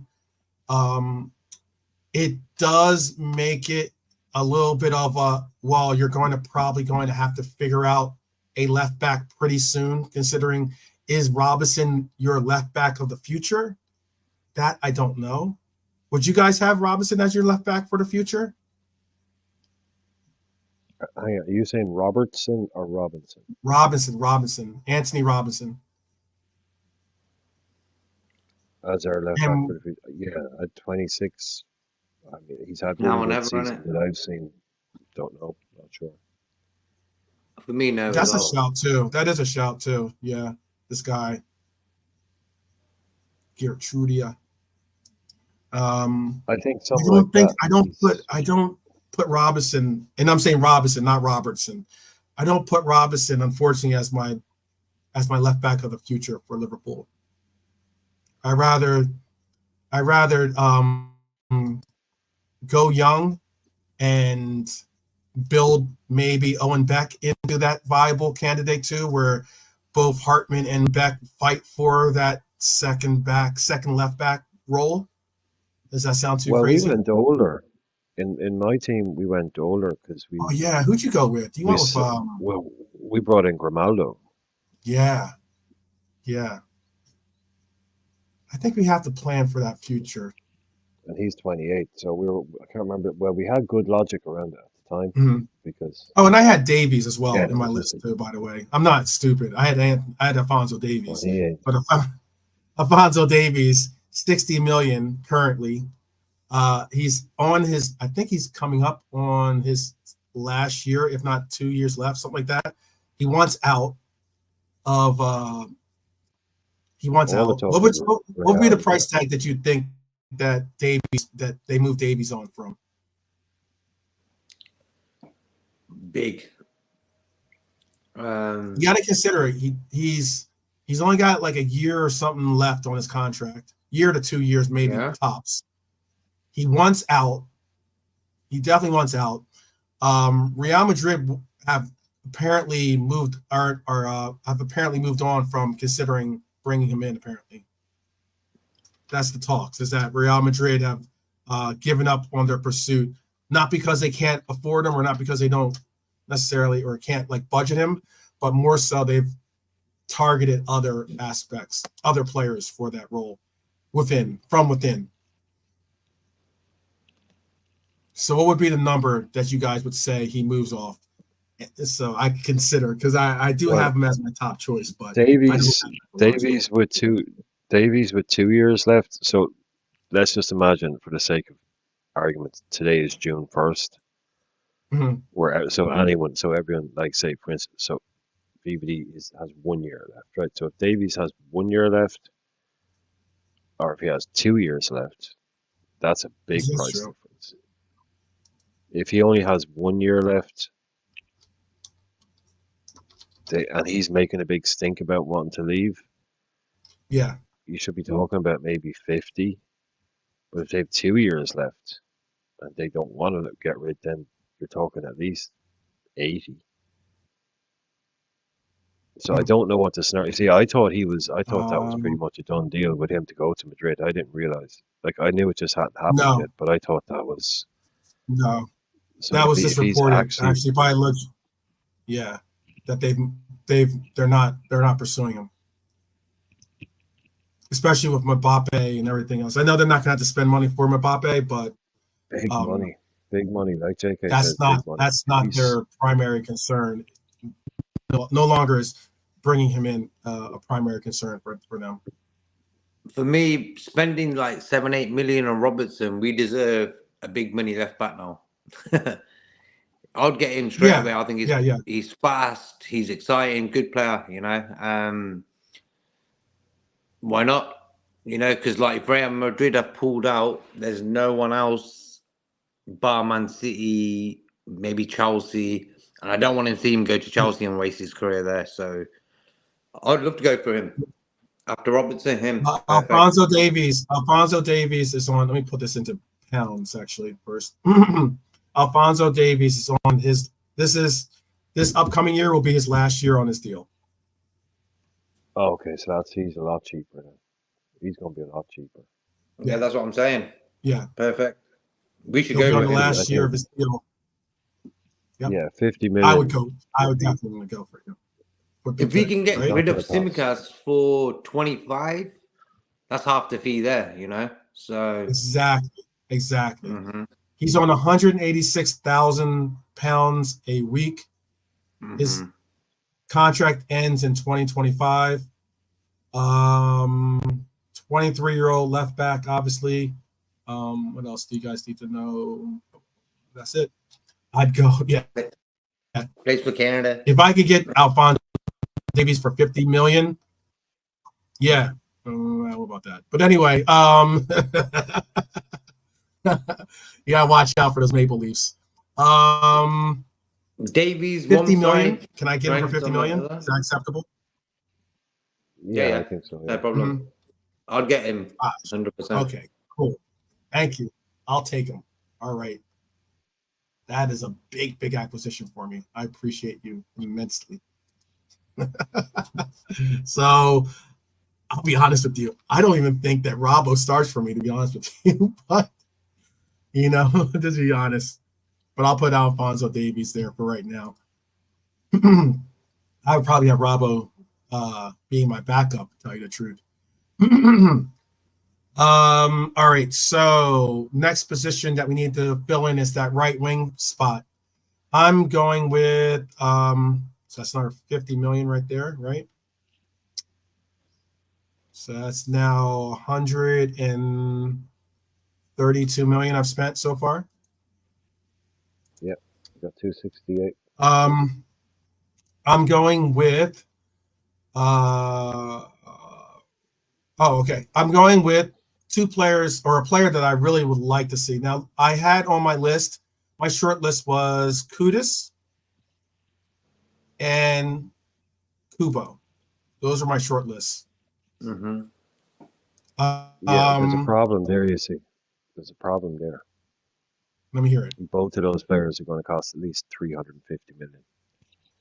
No, Kubo has a release deal. 350. Same for Kudus. You're out of the market. Oh, you mean like you mean wages? You mean wages? You're talking wages? You spend too much. You spend too much. I'm only joking. I'm just saying. I'm going to price. My bad. My bad. Kudus. 60, Kudus has got a fresh. 60, it's said that Kudus has got a 35 million release clause, 35 million pound release clause. Yeah. Oh, They gave him a release, the idiots. Oh yeah, no, sure he didn't want it. Yeah, he only wanted to show up. He didn't really. He knew that West Ham was like, you know, it was a place to start, but wasn't going to be his last place. Yeah, stepping stone sort of thing. Yeah. Yeah. So he made sure he had a release clause. 35 million pounds for his release clause. He's on currently 90,000. 90,000. No chance of what? Oh, they've no chance of keeping him. Oh, no chance. Absolutely no chance whatsoever. Like Paqueta, they had Paqueta at 90 million. Yeah. They had a release clause there. And thingy was, but like Pops was saying there, like, and we have mentioned, like, it is, it's basically the law in Spain. You have to, all players have to have release clauses. Yeah. And that's the reason that there are different types of release. Like, you can have a club in Germany, a club in France that will have a player that's valued at around 65 million. And they'll have a release clause of around 68 or 72 or something like that. They'd be very realistic and reasonable. But because in Spain, it's a contractual legal obligation. And since PSG came in and broke what Barcelona thought was just a joke, 200 million, no one's going to spend 200 million on Neymar, PSG activated that release clause. So what they do nowadays is they just put these stupid 1 billion, 800 million release clause on these players because, like I say, you have to have a release clause legally. So they are much more open to negotiation. Whereas with the French guys or the German guys, it's like, no, there's the release clause is that. You're going to have to hit that number to break them out. Whereas with the Spanish guys, they don't expect the 500 million for Frankie de Jong or whoever it might be, or 800 million for Balde. They'll actually sit down and you can talk. So those release clauses are kind of pretty much irrelevant, but some of them are manageable. But so you'd have to kind of come up with a number. Like, so we say with the other guys we're talking about, they had the release clause, we'd go on that. But if you wanted to sign Kubo, then you're actually going to have to come up with what in the real world we'd have to actually end up paying for that guy with negotiations. So I don't know what they would ask for him. Kubo's release deal is 60 million euros. Oh, okay. So he has. Oh, you're putting Kubo in. Okay, so he's a proper one. He has a. Yeah, I'm gonna. I'll go under the assumption that, like, you know, I saw that because I looked up. I tried to look up all these guys' release clauses if they had them at least. And there was reports that he had a 35 million pound release clause for Kudus. I would go for Kudus, to be honest with you, but I think Kubo is certainly just as good, if not a viable option for the right side. Well, you see, what Kudus has done is he's gone and shown everyone. Yeah, I agree. He's just gone and shown everyone that he can do it in the Premier League for a season. Well, that was his plan. Like, this guy, I think. What would be your in the chat? What would be the most you'd spend for Kudus? Pop says he would spend 60 million, nothing over 60 million. What would you guys spend for him? JK, how much would you spend for Kudus? Around the 60 mark, 50, 60 mark. We could have got him last year for 30, the same what West Ham paid for him, but we let him go to West Ham and get that experience. Hence the 20 million price increase, you know. If we're going to get rid of Salah, we'd have to have Kudus and another guy, you know. Yeah. So for me, Kubo as well, another guy, interesting. I know that you like him 12. So them two. Well, we're going to get two in. Right. I'm at with another 60 for you'll see now. So with another 60, and again, this is me playing sporting director, obviously. With another 60, I'm at 192 million, right? I'm spending a whole lot for these guys, obviously. I'm at 192. That brings me in, obviously, you just said it brings me in Kubo, but now I've replaced everyone that I sold, right? Yeah. And now it's like luxury time. Now it's like pop bottles style time. Got to get the Ace of Spades bottles popping. I would have 192. I had a 400 and actually a 405 million, 403 actually. But I actually got an extra 5 on top of that, so I had 408 million total, right? And I've just spent 192. So what would that be? Let's see. That's 8. That's 16. So that's 216, right? Left. At 216 left. 216 left. I can go for Verts and Musiala.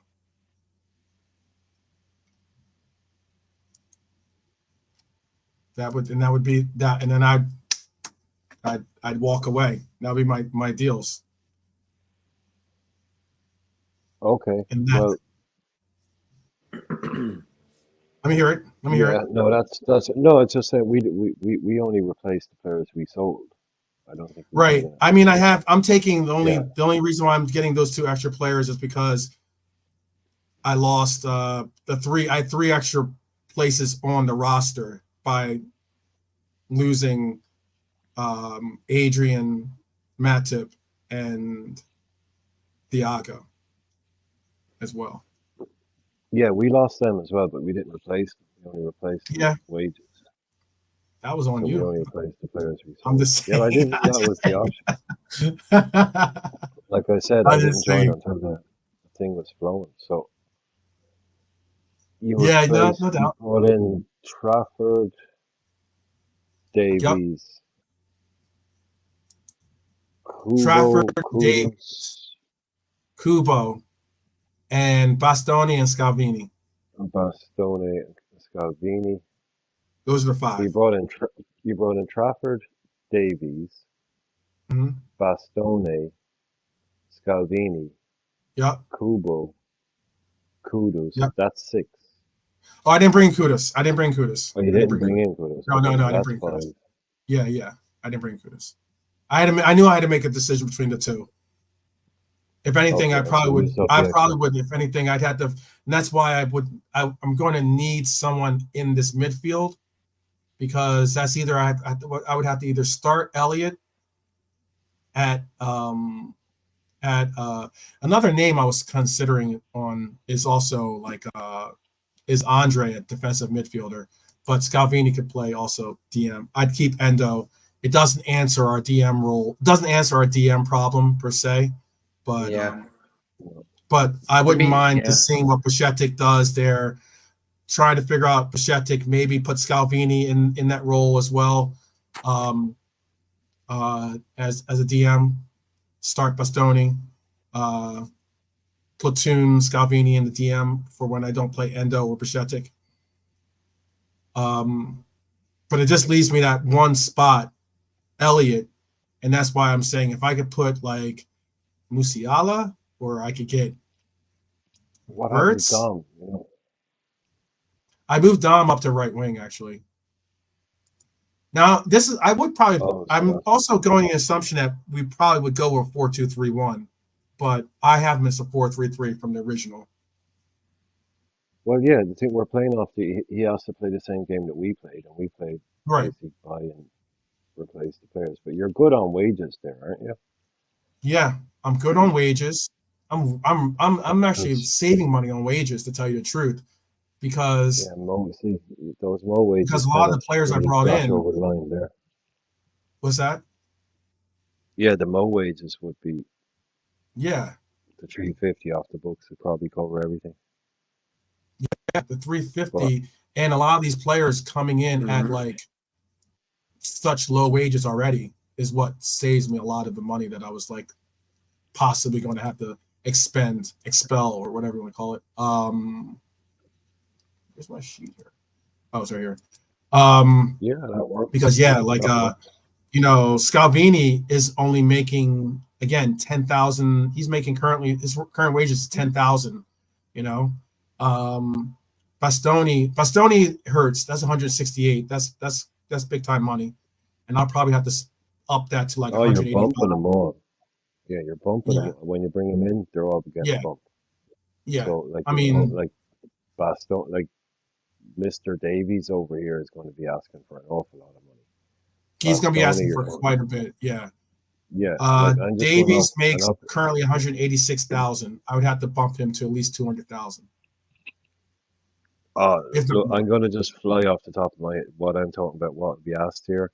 Davies 300k, Bastoni 250k, Kubo probably about 100k, 120k maybe. Florian Mhm, Wirtz anything from 250 to 300. Jamal mhm, Musiala exactly the same, anything from 250 to 300. mhm, Trafford Mm-hmm. 50. Who else did you bring in? I think that's it. But yeah, the likes of mhm. Musiala, Florian Wirtz, Musiala currently makes and 96,000. Davies. Yeah, Yeah, they're Musiala going for currently makes big, big 96,000, contracts. and Verts Yeah, currently makes 74,000. Just so you know, yeah, they Mm-hmm. want big money. They're going to be they They want want big Irving big money. money. and stuff. Yeah, yeah. Yeah, they Yeah. want big, big money. Those guys. Davies going to be asking the world. Like Real would have been offering him huge money. So these guys definitely like especially Davies and Musiala and Burt's huge contracts. Yeah, And Bastoni it same ups. It same thing. definitely it. I saved some by. I saved some by the sheer fact that I saved some by bringing in Scalvini, and I saved some by bringing in Trafford, and because Trafford's actually or not saved. He's currently on 25,000 a week. And then I saved some by Kubo is on 41,000 currently a week. So I just when I was putting in their numbers of what I would have to spend for their wages, I just doubled it. So I figured if Kubo's making 41,000 a week, I would give him 80,000 a week. If like Yeah, and that's anybody that's close to the 200k, I'm putting 20% on it. That's what I'm saying. yeah, Like a Bastoni, that's how I did the math. Yeah, yeah, you wouldn't be doubling a Bastoni, but you'd be giving him yeah, a quarter of exactly, his basically. exactly. But it has Yeah, to be. It's a transfer up the ladder, so it's a pay rise. Ain't nobody right. coming for less money. Everybody's coming for a bump. So Even when with like Musiala, I went and said, okay, you're making 96, I'll just double it and make it closer like 200,000, 190, 200,000, something like that a week. And then for Verts, I said, you're making 74, I would double it and make it 150,000 a week, 160,000, something around there. He probably would want even more than that, but I mean, like, yeah, it is a real world considerable, prices, real world yeah, prices for Burns. He yeah, could get yeah, yeah, 200. Like yeah, he would be another club will offer him 250. yeah, You know, it's yeah, not even if we think well 180 should get another club will offer him 250. yeah, He's this guy is like I was looking at him before he did his ACL. We've been yeah, linked with him a lot. And I didn't really look at much, but you could find stuff on him. Some of the stuff he does on the ball, he is a really special player. And then he got yeah, the ACL, and it was all like, oh man, will you like you don't want to hear about him being one of those guys that just never kind of comes back the same, you know, because he yeah, was yeah, so good before he was they were talking about him going to Real Madrid for like 100 million a couple of years ago. They're saying this kid is the future German football. And then yeah. the next thing you know, you do it, and it's like, oh no, please don't let him be one of those kids that you're hearing about. But he's come back Mm-hmm, mm-hmm, looking like even better than he ever was. So a real mm-hmm. like no hype, you know I don't do hype and all that. But this kid is a really special talent.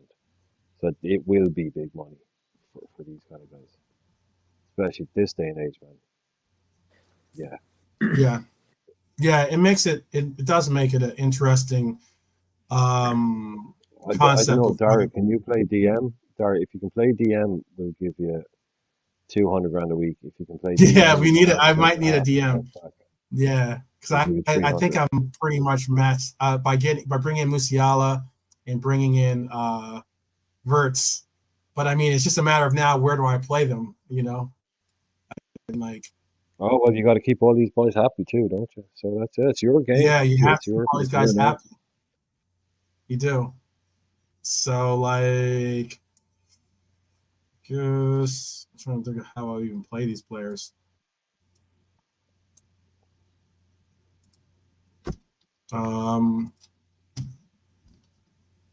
Yeah, because that's the hardest thing is always just how do you keep these guys happy?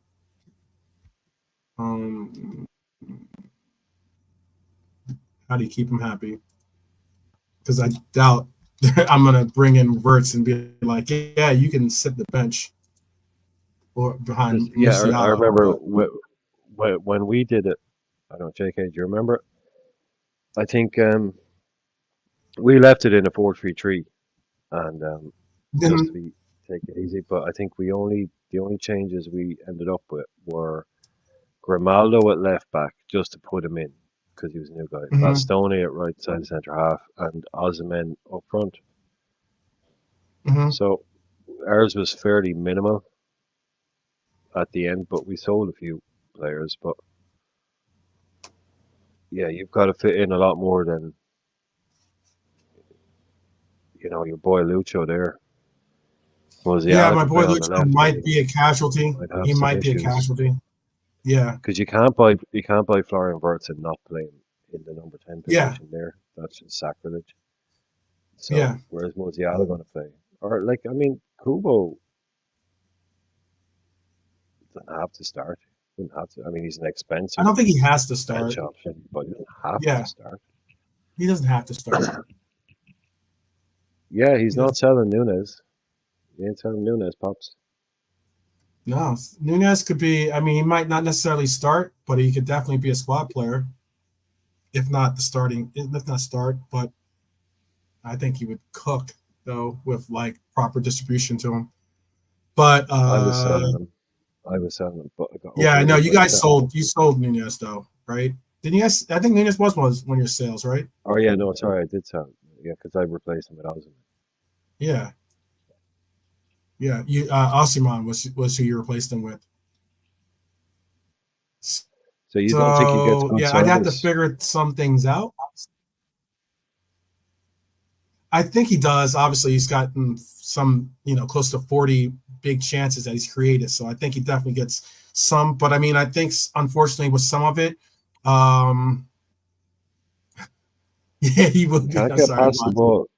You can't get I past think the the ball when you're sitting on the bench. That's another issue he's had lately. You can't score goals when you're sitting on the bench.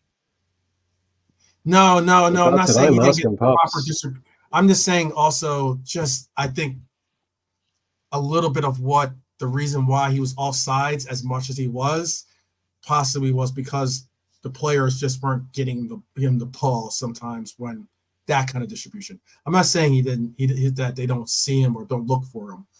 I'm just saying he was offsides quite a bit this season, and he did rein it in from the previous season somewhat. But the only reason why I'm saying that is because like sometimes I think offsides can be because of I wouldn't say immaturity, but like maybe not being able to get that proper connection with your players. But I think it's with sometimes when it comes to being offsides, it's because you believe that that player sees you, knows you're ready to make the run, and you make it, and yet the player just doesn't get you the ball. That's what I'm saying by the distribution. Is that too far out there?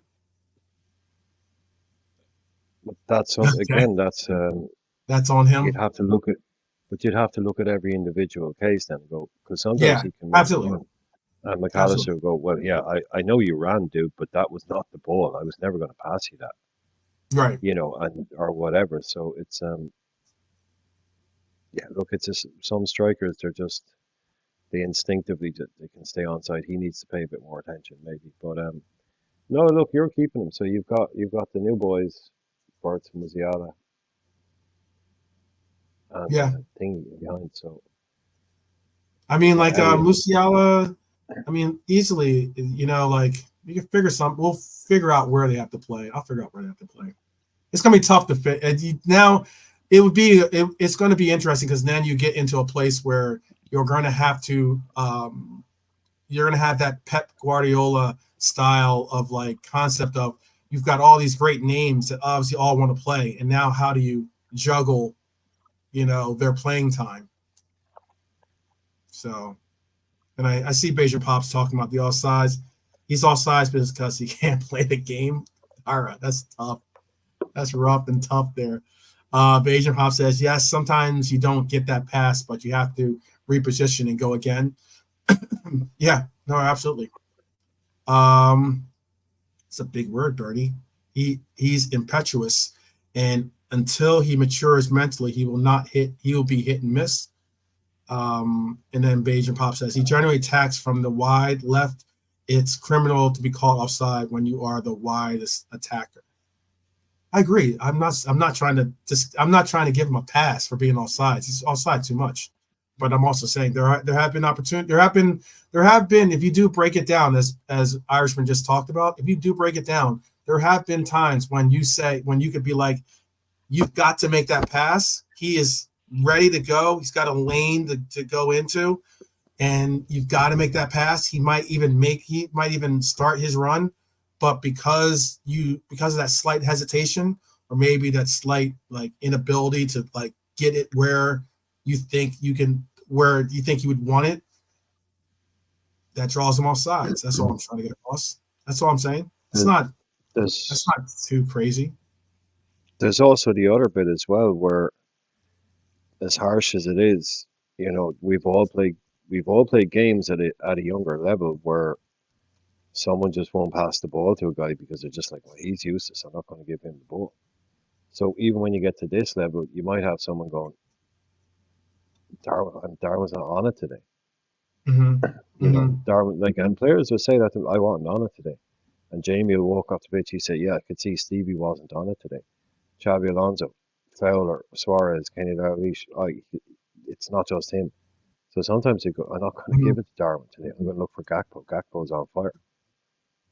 You know, but he's trying. He's a game lad. He never stops running. He never stops offering you that option. You know, it's Right. hard to keep going and going and going and going and going. So it's look, pros and cons as always with Darwin. Pros and cons. Yeah. I'm trying to put this in best suit what I have. I did you guys, I did keep it in a 4-3-3, but I even showed you what your roster would look like in a 4-2-3-1, I remember. But let's say, you think Musiala can play on the right wing? Would you see Musiala on the right wing? Or I don't watch him a lot. People in the chat, I reckon he's played both sides for Bayern, surely, yeah? JK, have you seen much of him for Bayern? CM left mid. Let's see where those words play. JK there? Jesus, yeah, JK's there. Or have maybe even better. Musiala playing for Bayern, JK? Maybe even better. I do this. I do this here.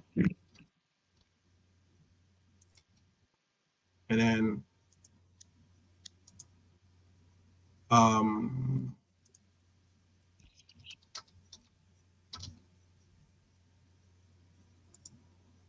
and that way I could take Verts and start him as my 10. Well, we did our own version last week, Dara, where we sold Nunes. So it's just 12 man's version of his team building that he wants to do. Yeah. And so just so you know, for balance, like if you'd watched the previous one, we did sell Darwin. I sold him, we chat sold him. Everyone was basically on board with selling him. So it's not like we're all on a Darwin train here saying he's brilliant. It's just this is 12 man's. It's like a game. It's like a FIFA game or whatever you want to call it. And we did one last week for the chat and the people that were here, and this is his one. So, but yeah, no, if you're wondering, like, it's just, there was, if you were here previous week, everyone would have been on board with you. Most people sold him, so that's just the way it is. Yeah, there was a lot of people that last week that wanted to, that weren't on board with keeping couldn't sell him Darwin. quick I'm enough. on board with keeping Darwin. That's just my opinion. To each Yeah, is their own. they couldn't sell him quick enough. There was most people. There was a little bit of to and fro, but Darwin was just like, oh, okay, 9 out of 10 sell. Okay, Yep. no vindictiveness, no hate, no agenda, but we just went with it's a democracy, and it was overwhelming 90%. So the man got sold, Yep. and we brought in Victor Osimhen to replace him. I thought we Yep. did okay by it. Yep. And yeah, I think that's not bad. I think that's not a bad looking lineup there. I still have two spots left. I could put Cody as my backup left wing.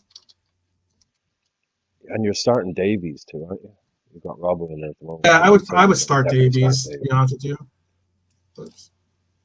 Well, even we did it last week. We put in Gramalo because he was our new player. Yeah, Even though it would be I would so you start may as well Davies. put in your new player. Yeah. Just put him in kind of thing. Just to show you. I think it'd be fantastic to have them as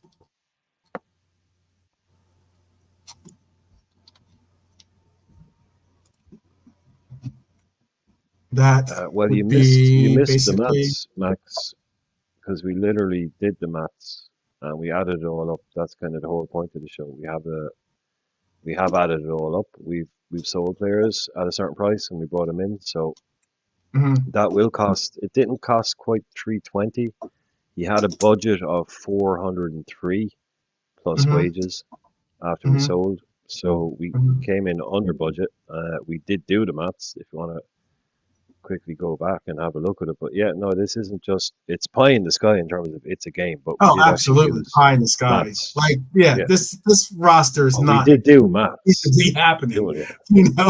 I Yeah, understand this roster is feasibly not happening because, like, it would be this would be possibly one of the greatest changes to Liverpool lineup yeah. you've ever seen.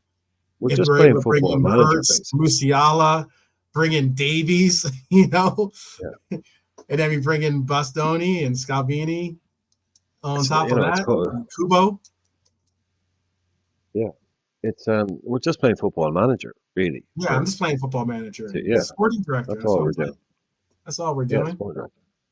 It's called content. It's not easy to come up with shit every night. That's the truth.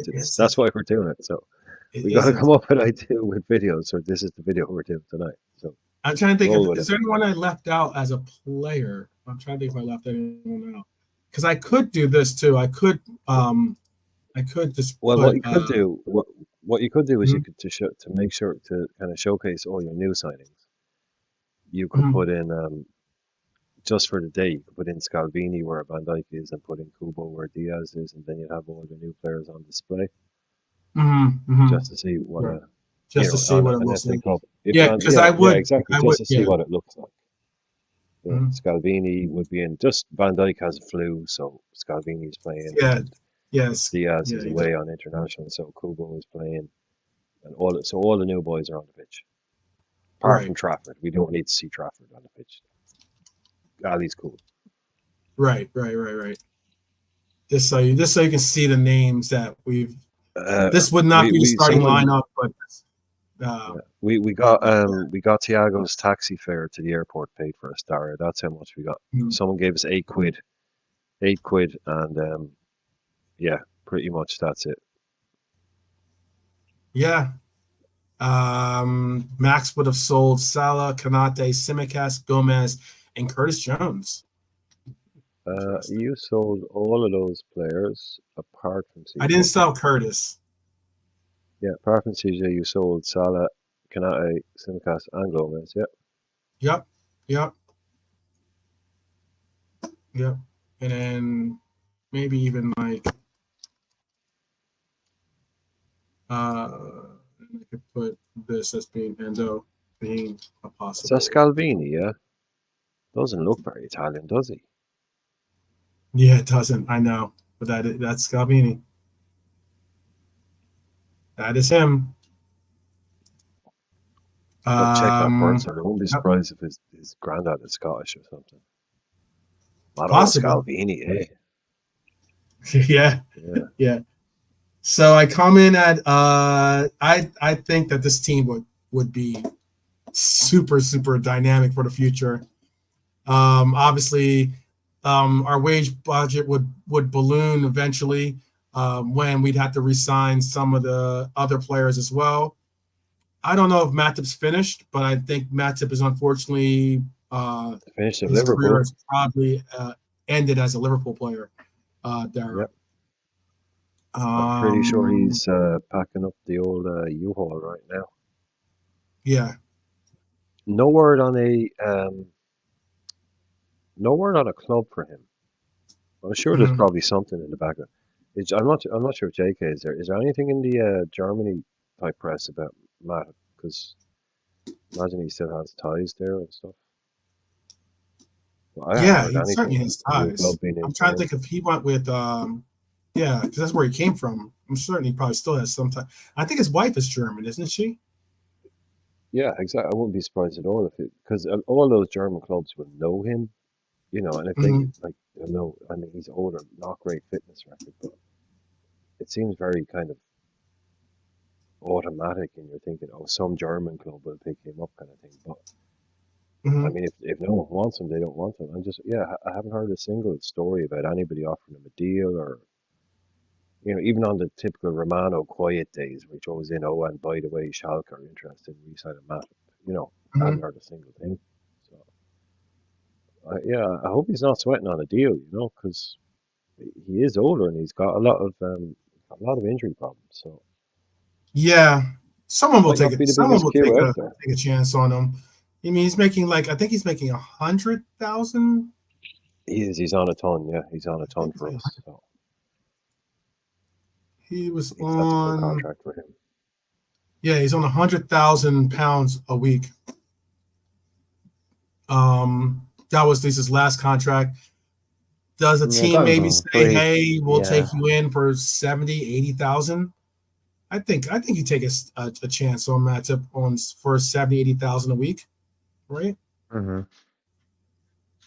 I don't think that's too bad, too like drastic of a number, considering you got your Adrians in the world making 60,000 a week, as a third backup or as a third string. Yeah, that's my team, guys. That's my team. That's the team I'm going to stick with. Again, this is just me playing sporting director, me going out there and saying, you know what, you're going to allow for me to have a little bit of a budget. You're going to give me, I'm going to do my best to sell and buy, or buy and sell, sell to buy, right? Or whatever I got to do. Do you guys do you guys not like my lineup, or is there somewhere you think I went wrong? Is there or do you think I went with I didn't go with the right players? Definitely, if you want, tell me that in the comments. I would appreciate it. If you guys want to go and critique my team and everything else, definitely tell me how you guys look at it. Please do put it in the comments. Tell me oh, I wouldn't have gone for Musiala, or I wouldn't have gone for Kubo, or I would have went for Kudus, or I would have went for so and so. Please do tell me in the comments. We're gonna be landing the plane here, but Max I says like he the would. acquisitions. Yeah, The Davies, Wirtz, and Musiala for me. Germany will be locking the oh, door on all Germany three would of take them. I'm going. Yeah, I am Yeah, definitely doing a blitzkrieg on Germany's talent, to say the least. hmm They are but I definitely. feel if Klopp was still here, them three is a possibility. If Klopp Yeah, was still here, yeah. yeah. I live in Scottsdale, Dara. I I live in think Scottsdale. Wirtz is almost unobtainable. I think they will I got go you. I understand what you're saying. one Yeah, last. No, I think there's a few of those guys there that if or Alonso pie in had the sky. left, Yeah, end the story. You yeah, would have, but now that Alonso has stayed, yeah. I think there's a couple of those guys are going, oh yeah, 100%. One more season with the gaffer, We'll go for Yeah, the Champions League. We'll go and do it go for again. Champions League. I agree. Whereas, yeah, if he'd buggered off to Real Madrid or Liverpool, Wirtz is going to go somewhere. Yeah, Mhm. that would have broken up that team. But Mhm. the fact that he's staying there, I think they'll lose one. Like they'll take one. Hmm. You know, That's they'll the funny like thing about Max. Max, you're not checking it out. Almost every last one of these players that I got. By the way, I'm sorry to cut you, Brian. Almost all these players I picked up are release deals, and Davies isn't a guarantee going to Madrid. Like I said, there are reports that Madrid have given up on their pursuits of him. But that's but just saying. it's just a game. It's just a game Yeah. as well. It's just Football Manager. But no, the thing, like, because I was all right. thinking they'll go with they'll let one go because you know Right. they're a club, they have to make some money. But they'll keep Wirtz, they'll keep the kind of crown jewel guy. Yeah. So maybe this Boniface kid or something like that, they might let one of them go. Yeah. But it'll be next summer then. Can you imagine if they do well again and Wirtz rips up the Champions League? Oh Yeah. Then that you're talking 100 some 250 odd million pound, Yes. is going up to Yes. like Yeah. 150, 200, close to, yeah. Yeah.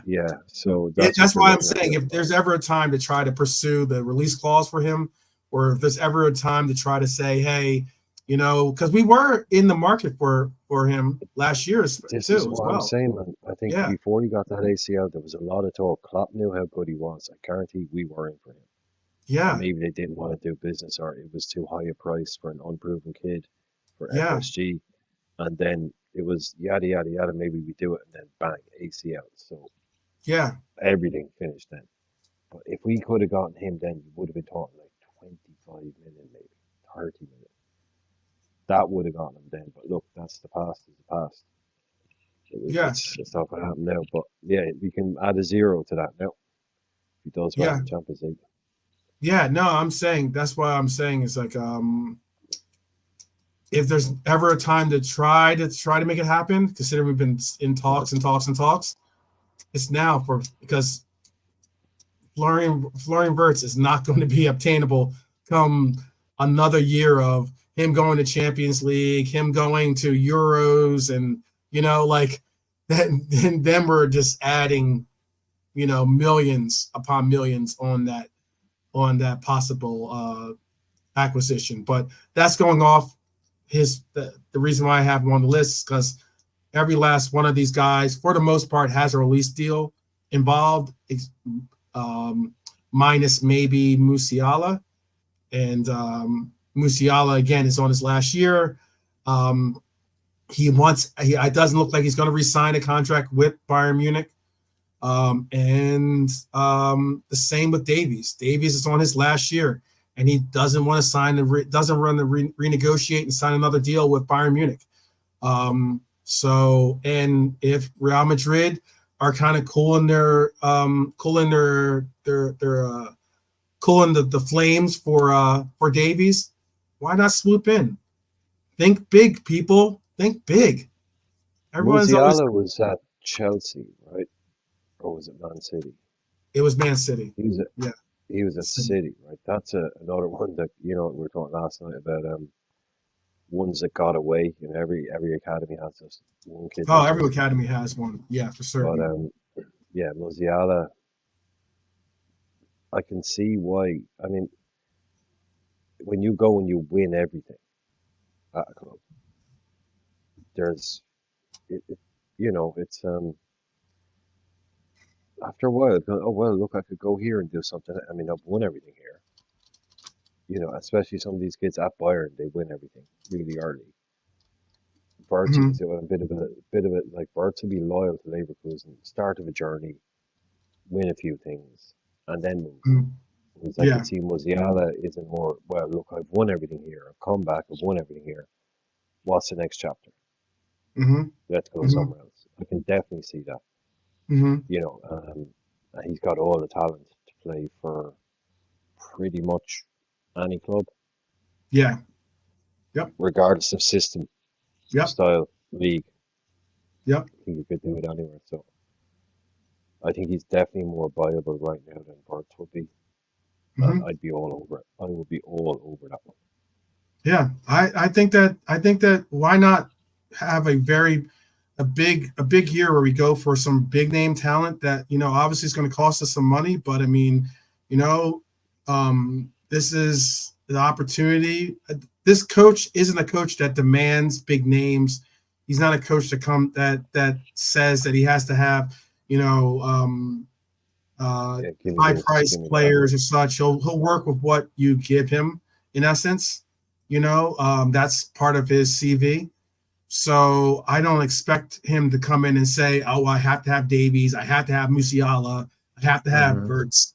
I don't expect him to do any of those notions. But Yeah. I'm just But for saying, me, bro, I reckon if the owners wanna give the fans something after Klopp going, mhm, Davies is that guy. You know, like Davies or Musiala, one of the two, whatever. Because yeah, I feel now's the timing's right because Munich ain't got a settled manager. They're gonna get a new guy yeah, coming in as well. Yeah, So yeah. now's the true. time. Now's the Now's time. the time. Now's the time. Now is Jacob, the I don't know time. if you missed it or not, but I was just wondering, is there any talk in the German press about where Matip might be going, or if he's going back there, or anything? Any I've clubs not in heard Germany looking nothing. at Matip?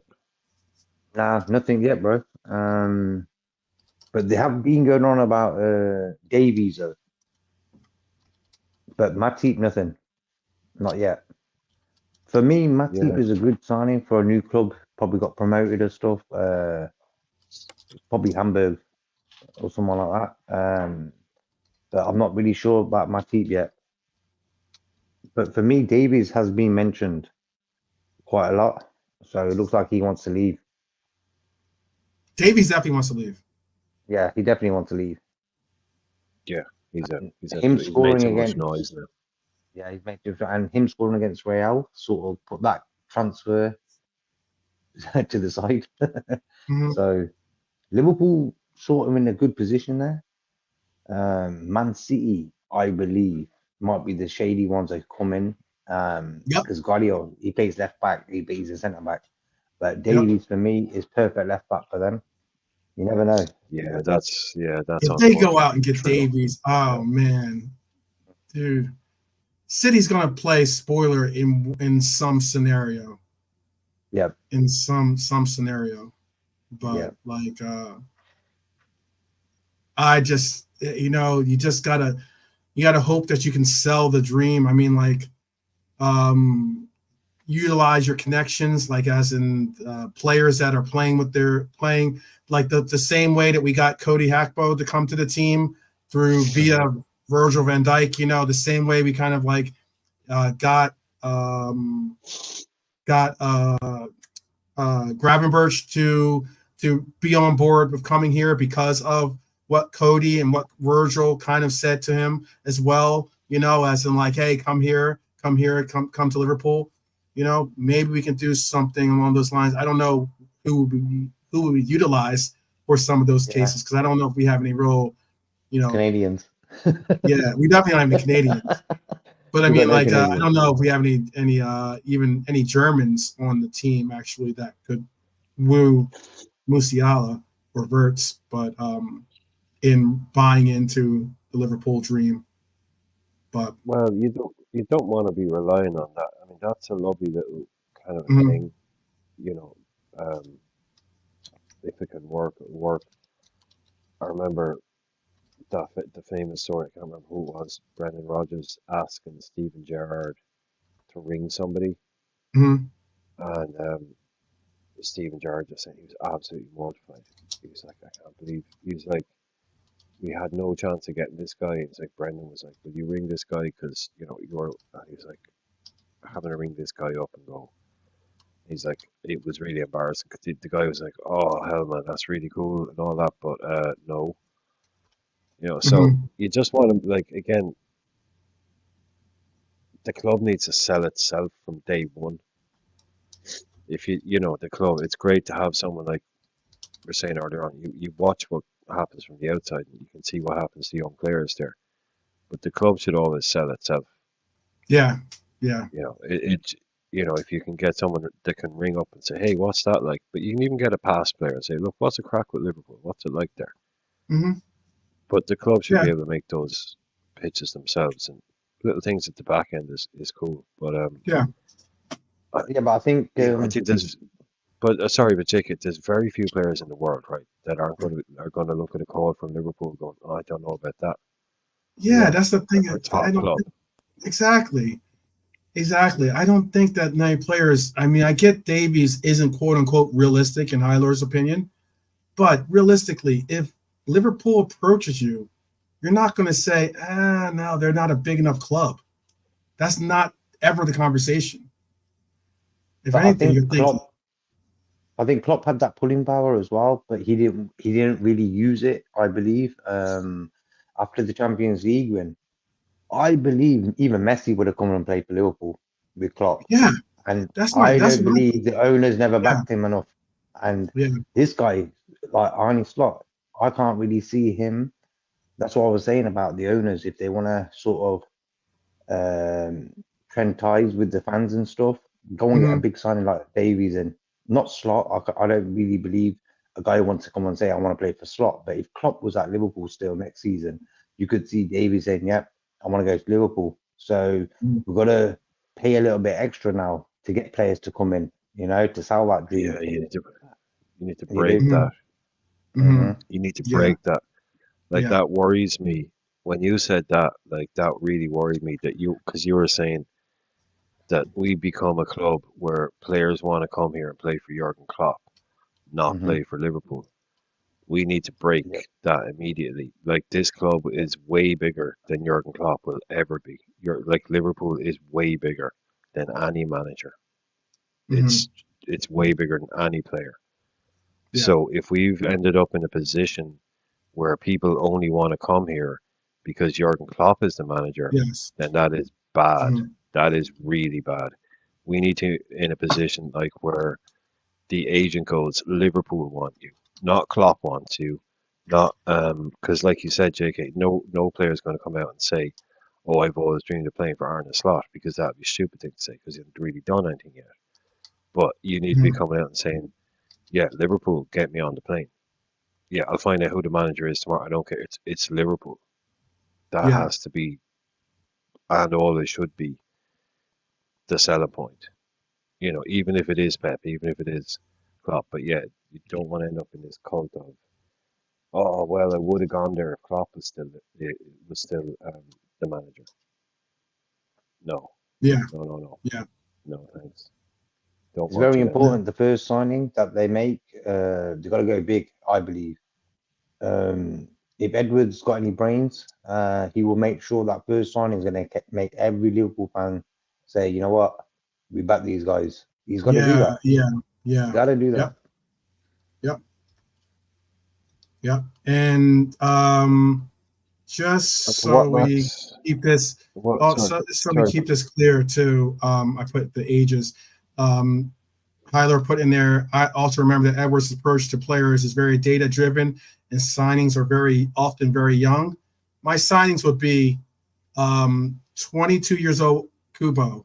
It would be a 21-year-old Trafford. It would be a 20-year-old Scalvini.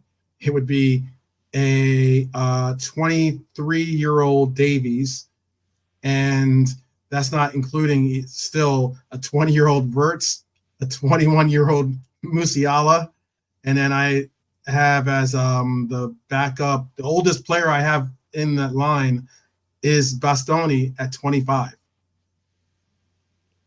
Which is what you want at So centre half. what's that? But which is what you want at centre half is that age. Right. And but just Yeah. to what Max is saying there is, I will agree with that as well. That he's saying having Slot will scare off some players. I wouldn't say it like that, but the point that I I get what would he's trying to get at. Yeah. would say is that there will be a core elite group of players that might look at it and go, "Well, I don't know this guy." Right. These guys that Mhm. might have their cherry pick. Okay, yeah, they're.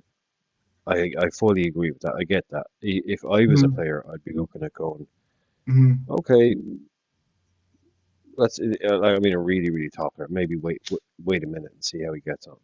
So I Hmm. do, yeah, I would concede that definitely. But I think that would be for a kind of the elite type of player. But it should for, Hmm. again, I'm Hmm. not saying that even those guys should be turning us down, but I can understand why some players would look at that and go, well, okay, let's see how that works out. I can Yeah. understand that, but they could still, it doesn't. I still, my original point would still stand on that. Again, okay, so for 99% of players, we're not real, Right. and you don't want to be looking at it. But yeah, I can understand that. It is like we're all here going, who the hell is Arne Slot? And there's a lot of players out there, Yeah. don't get it twisted, that don't have any more interest or knowledge about football than the average man in the street. A lot of these guys, you hear all these stories. Oh, I had to Google who the new manager was, all this kind of stuff. Hmm. So Yeah. it is a And new name. consider, It's a new name on the block. It's a new name on the yeah, block. Also, you know, it could be looked at as new name on the block, and there's also a new chance at solidifying a history with that manager. You know, creating like at one time, Xavi Alonso was a new name on the block when it comes to managers, right? And I mean, like a lot of Still these, is. Still is, as far as I'm yeah, concerned. He still is a new kid on the block. yeah, and guys if I'm on some honest, like yeah, 49 game winning streak, or 49 not winning, 49 game undefeated streak, you know, like He should kind of just retire now. Just yeah, call it. just call it. yeah, Unbeaten, lads. There yeah, you Unbeaten. yeah. go. Done. There you go. Yeah, Finished. there you Unbeaten. go. But if I'm Slot Yeah. sitting at home, I'll be thinking for next season with Liverpool, I would want a defense of the back five: Alisson, Trent, Mhm. Kwanzaa, Virgil, and Davies from Bayern. Them five there for the next 2, 3 years, we're sorted. Simple move: Alfonso Davies from Bayern, and then with Kwanzaa, Virgil, and then get another 18. centre back in. We're sorted. Yep. Yep. Dara, I agree. I don't think I've said this time and time again. I will agree that Italian players, I'm not really, really big on Italian players. Um, in the Prem, at least, it's been a long history, a long time since the last Italian player to play in the Prem has like been a standout blockbuster player. I will agree with that if that's what you're trying to say. It's Also, my original. The only thing I've ever said that's my own thing is never buy Italian. I've been mm, saying that for 10 years now. Never buy Italian in the Premier League. Don't. Just don't. mhm, You've got, like you were saying, you have to go back to a very particular So, time. And then hmm when you look around, there's also another very particular thing about it is all of the Italians that have done well are usually in their early 30s and they're yeah, in London. yeah, Young Italian players outside of the bright lights of London just does it just does not work. It really doesn't mhm, work. They always because Italian people, this comes down to the culture more than anything else. Italian people think that everything in Italy is the best. It has the best food, it has the best football, the best people, the best art, the best cinema, the best weather, the best living, the best absolutely everything. And they only mhm, like Italy and they only go abroad until they can go back again. So that's why you can like a kid like even this Tonali guy going to live in Newcastle. If you're born and raised in Milan, or you yeah, don't want to live in yeah, Milan, yeah, yeah, yeah. you can probably deal with New York, Paris, Madrid, Exactly. London. Yeah, You cannot deal with Manchester, right. Newcastle, Exactly. Sunderland. The It's weather, way too big a culture shock. the weather, Yeah, the cultural differences. People always say, "Well, there's Italian restaurants there." Yeah, there's Italian restaurants everywhere. It doesn't mean that it reminds they you of look home. at those places like McDonald's. Like they say, yeah, Exactly. they'll say, Exactly. yeah, the Italian restaurant in Newcastle, I'd rather eat McDonald's. Exactly. Like Exactly. they rate their food. Like if you like ever met someone that's like a proper Italian person, there's Italy is they'll make it sound like Italy is just like a different planet. Everything there is Hmm. just perfect and amazing, and everywhere Yeah. else it's not Italy. So they can Yeah. it takes a mature guy like a Vialli, a Zola, a Di Canio. They're mature Ravanelli. guys, and they were Hmm. mavericks. Yeah, they were always mavericks. Like Ravanelli lasted one season in Middlesbrough and went back. It's the London-based guys towards the end of their careers, which are maverick players that Hmm. can travel. Obviously have a different mindset. Hmm. That they can handle living away from it because we're not saying every Italian person is like this. But that's the Italian mentality. But Yeah. and they're right half the time. It is a beautiful country with amazing food and all that stuff. They're right. Like. But So the Italians back in the days, bro, like when you look at Del Piero, Roberto Baggio, they were good. Something so happened good. there in Italy Yeah. where Yeah. it Yeah. just went, it just fell down, The you know? Italian league took a very big dramatic dip in quality Big um, time. as the decades proceeded. Ever since I'd say the 80s, 90s, around there, Well, it maybe was even the earlier. Premier League. It was the Premier League that killed it.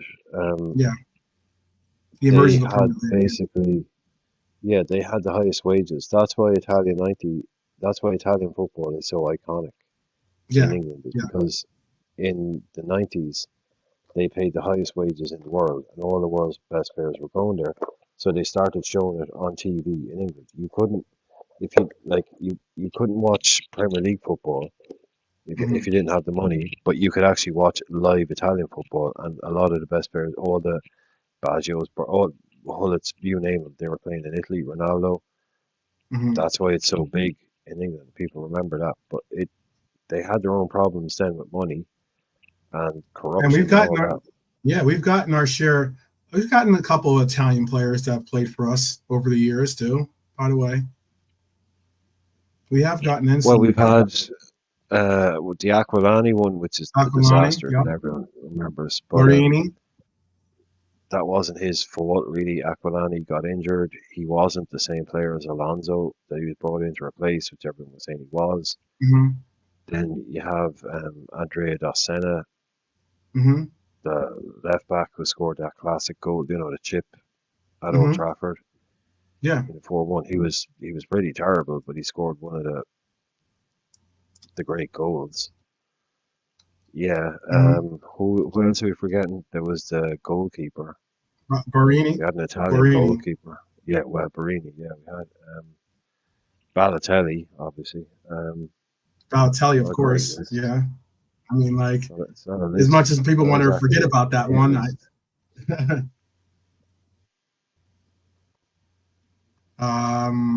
is anyone else?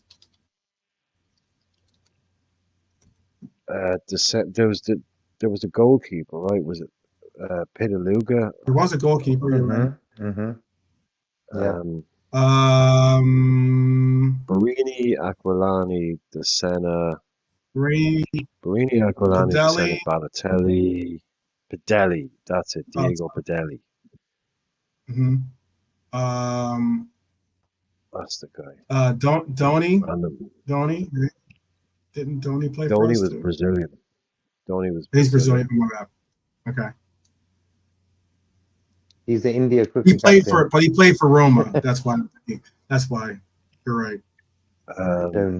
Thiago could technically can represent Italy too, right? Italy, Yeah, he could. Yep. Spain, Brazil, and someone else. There's another country he could technically represent, but You he has said Paletta, Italian, right? You Brazilian. said Paletta too, right?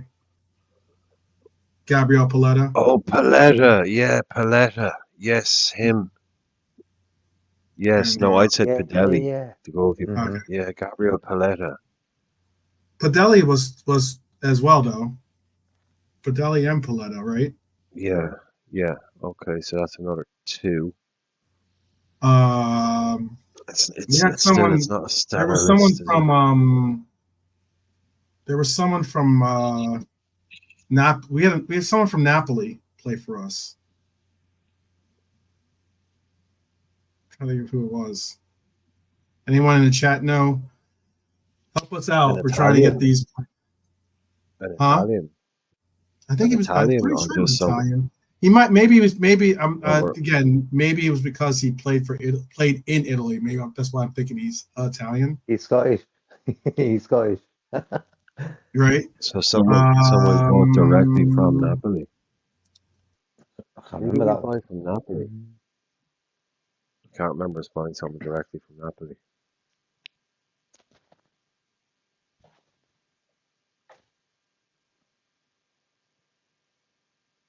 Yeah, I don't know. I don't know who you're. Oh, DeSena. We already talked about DeSena. Mentioned him already. If that's what you're talking about.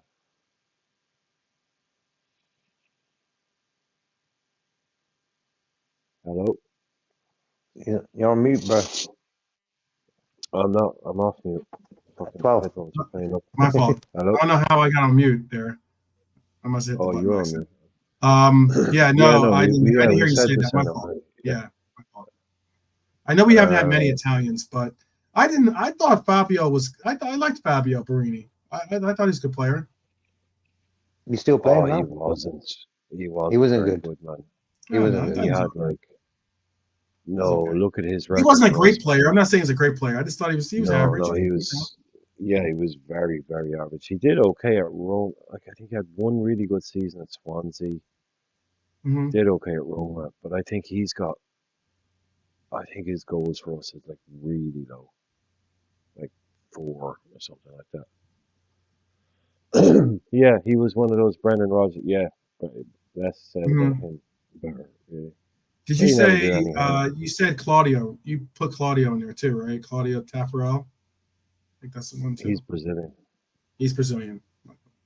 Yeah, but he never played for us. He's only our goalkeeping coach. Yeah. He's way too old to ever play for us. Well, I can't that's think my of anyone team. else.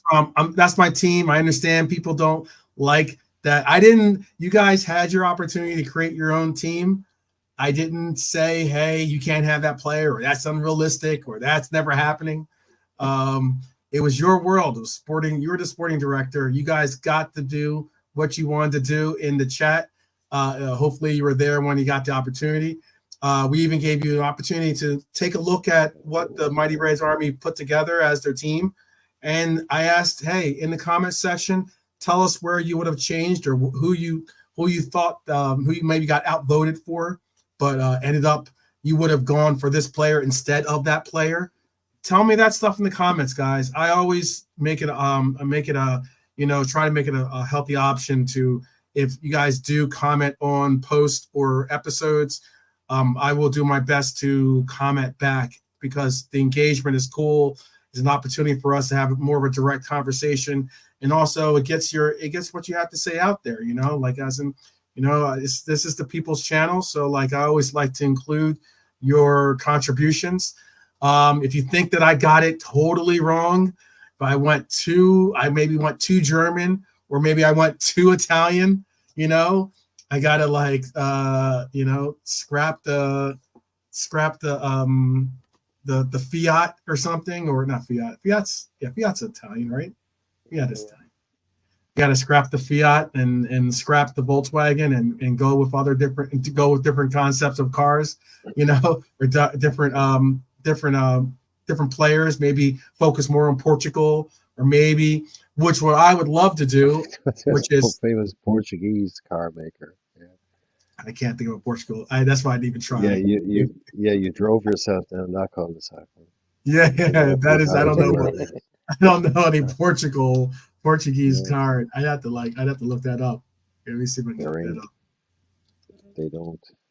I don't think they have any Portuguese car makers, are they?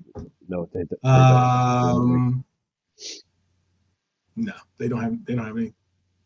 They have cars that are made in Portugal, but not cars that are Portuguese. So there's no Portuguese companies. Mm-hmm. So anyway, yeah, I would have gone with but I still would love to go try to get into the South American market. I would love to try to get some players from that region. Obviously, you saw me go into the Asian market by bringing in Kubo.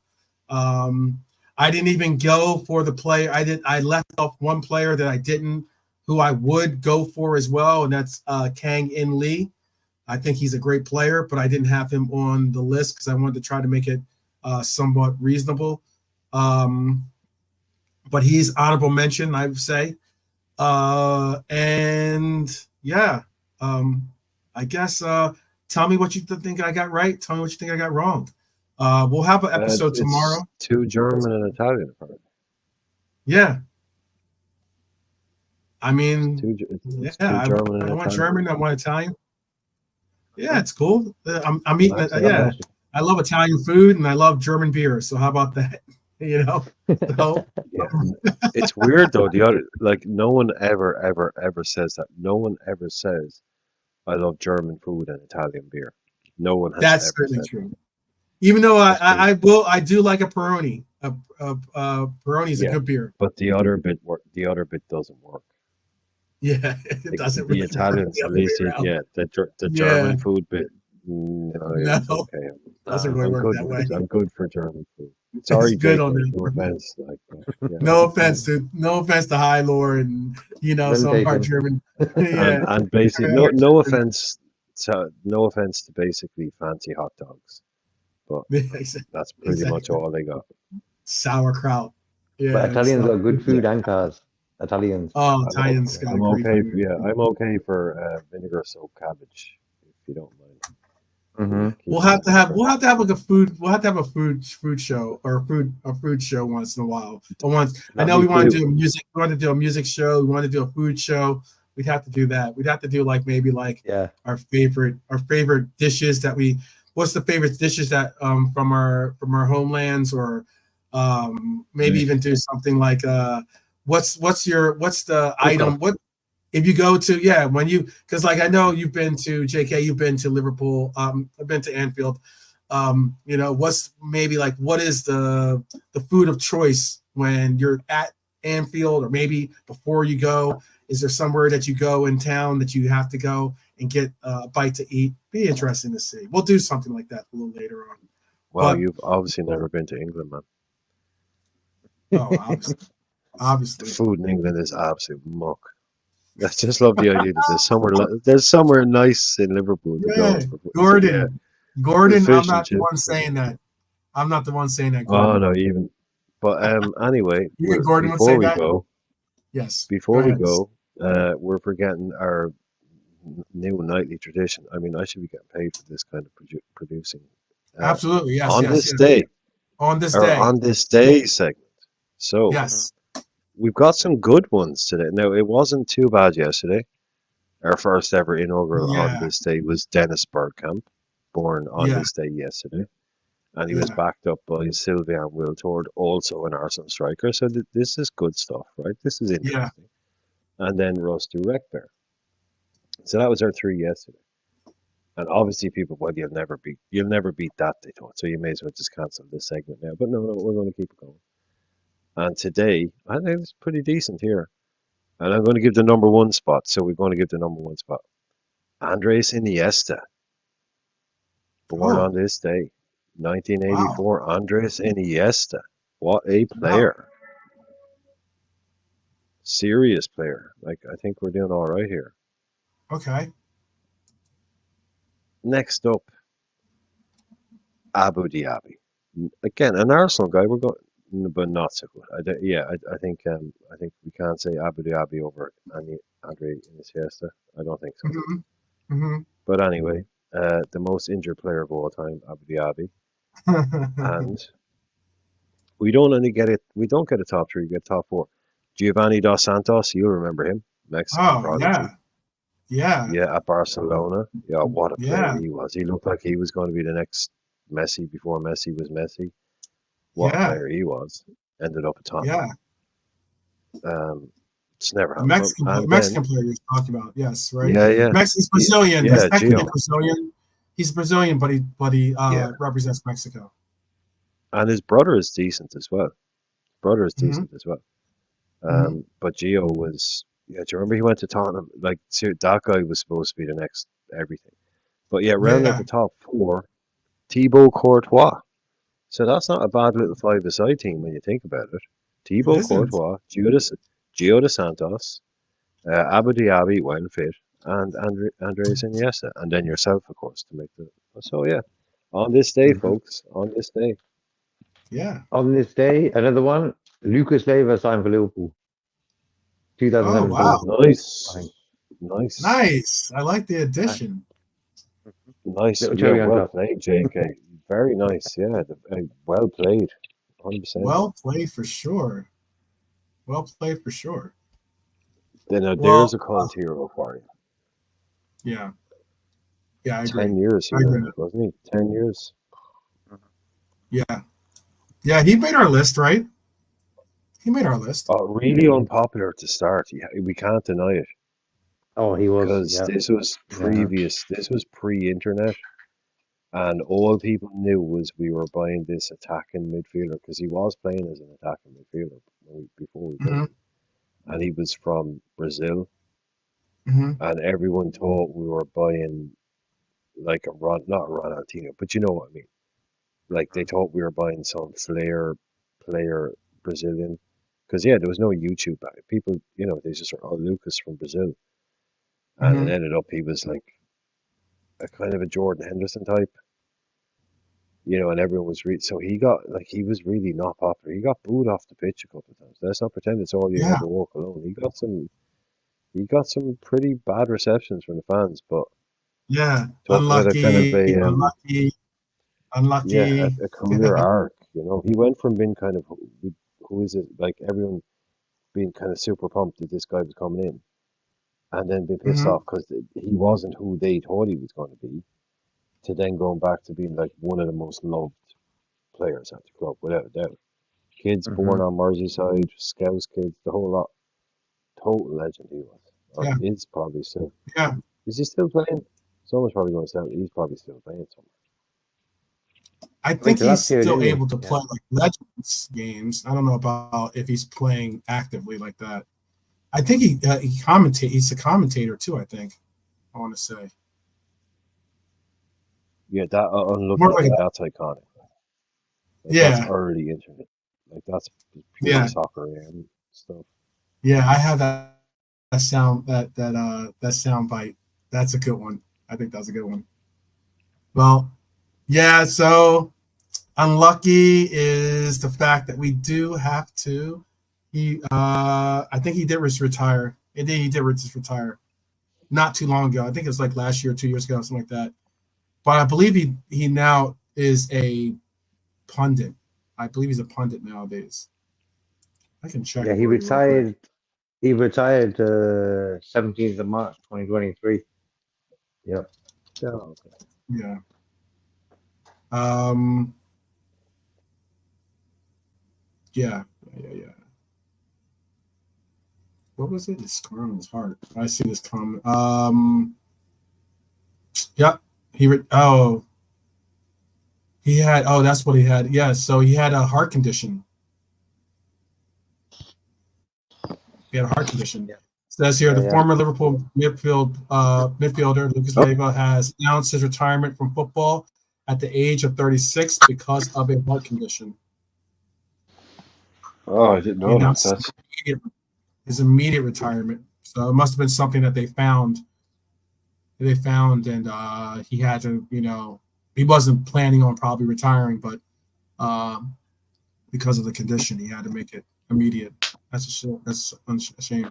But it's fortunate that he doesn't end up, having something occur on the pitch that could affect his life.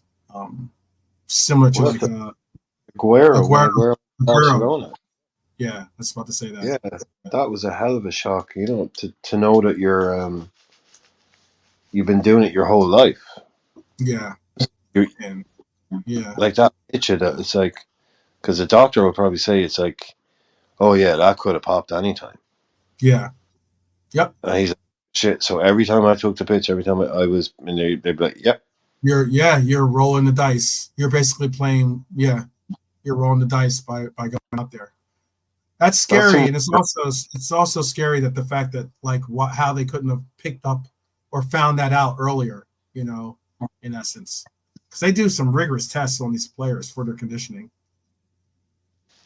Exactly, and I think I can only imagine because you're talking about people like Man City. He was not coming from some Joe club. Right. Exactly. So without Yeah. wanting to, obviously having no medical knowledge, I can only assume that this was a thing that became apparent through testing later. Yeah, but how that wasn't picked up is kind of unusual. Yeah. Unusual to say the least. Yeah.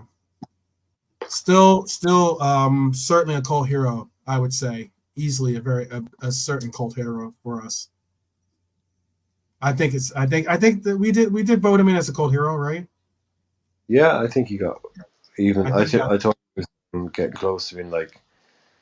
That was a fun episode too, by the way. I know that it took some people. It took a little while to get their minds wrapped around what we were doing. You know, they got so embattled over the names and the words that we were using, whether it was cult hero or icon. Yeah. Yeah. That was a fun episode. That was a fun episode. It does change. Yeah, it pays to join at the start. Yeah, definitely does. All right, guys, we're gonna do this again tomorrow. I hope that you guys are all well, enjoying your weekend. I know I've got a lengthy big up trigger TV. I've got a long evening tonight, but fortunately, I don't have to necessarily wake up anytime like 4:30, 5:30 in the morning to watch us play or something like that tomorrow on Sunday. The only waking up I'm going to be doing is hopefully waking up to some positive results from some teams I will not mention, but I definitely know you do understand the teams that I want to see lose tomorrow. So yeah, it should be fun. I'm not going to do be kind of interested to do a hate along, but I don't even want to bring in that kind of like that kind of energy into the universe. I'm just gonna allow for the universe to bring us our bounty hopefully tomorrow without having to deal with any hate. But thank you guys. Thank you. Big up to Max LFC. A pleasure having you join in. I love the fact that you were contributing today. Big up Pops. Again, I said big up Trigger TV. Big up Dara.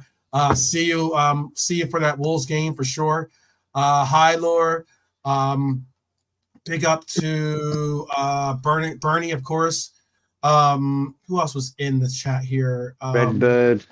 Yeah, Redbird, Daryl, of course. Mm-hmm. Who else was in the chat? That was Honestly. saying good. Who was? Mukama. Mukama. I think his name is Mukama. Mukama, I believe, was in the chat as well. Big up to him. Stefano, of course. Yeah. Bonkers was in here. Phil Bidwell. So many names that came in that Video, actually blessed us. Philip, yes, and even Esmans was here. Daz was here. Alexander, of course. Yeah, you know. But yeah, big up to everyone that joined us today. We will see you tomorrow. I'll do my best to be on time for tomorrow, or at least be around and be there on time tomorrow for that 7 o'clock hour. And yeah, until tomorrow, I guess we can all say, continue to take care of yourselves. Continue to take care so that you can take care of your loved ones and have that circle of appreciation continue to flow. Is there anything real quick you want to say, JK, before we leave? I know Brian got dropped by accident, but go ahead. No, I just want to say enjoy the game Monday, and in a weird way, we're happy that Arsenal are going to win the league. That would hurt them more. Oh, stop. Okay, stop. Oh. All right. Oh, God, stop. Anyway, let's go on. Let's leave on a positive note. Yeah, Man City winning the league. Yeah, I know. I mean, that's sad to Imagine say Arsenal. Oh, Man City winning the league is a positive note. Is there something you want to say before we bounce out, Irishman? No, I just got out there. No, can you hear me? Yeah, it sounds crazy. Aliens. Yeah, it sounds like you're like talking through a computer, and it's very staticky. I kind of am talking through a computer. Okay. Well, I'll say some words for you, I guess. It's very stacked. Yeah, it's very stacky. Irishman, of course, shows true Irish love to say blessings and hope that everyone is doing well out there and has a great weekend. I'll say that much. I think sentiments are universal from all three of us. I hope you guys all a great weekend. We'll see you tomorrow. And until then, up the Reds.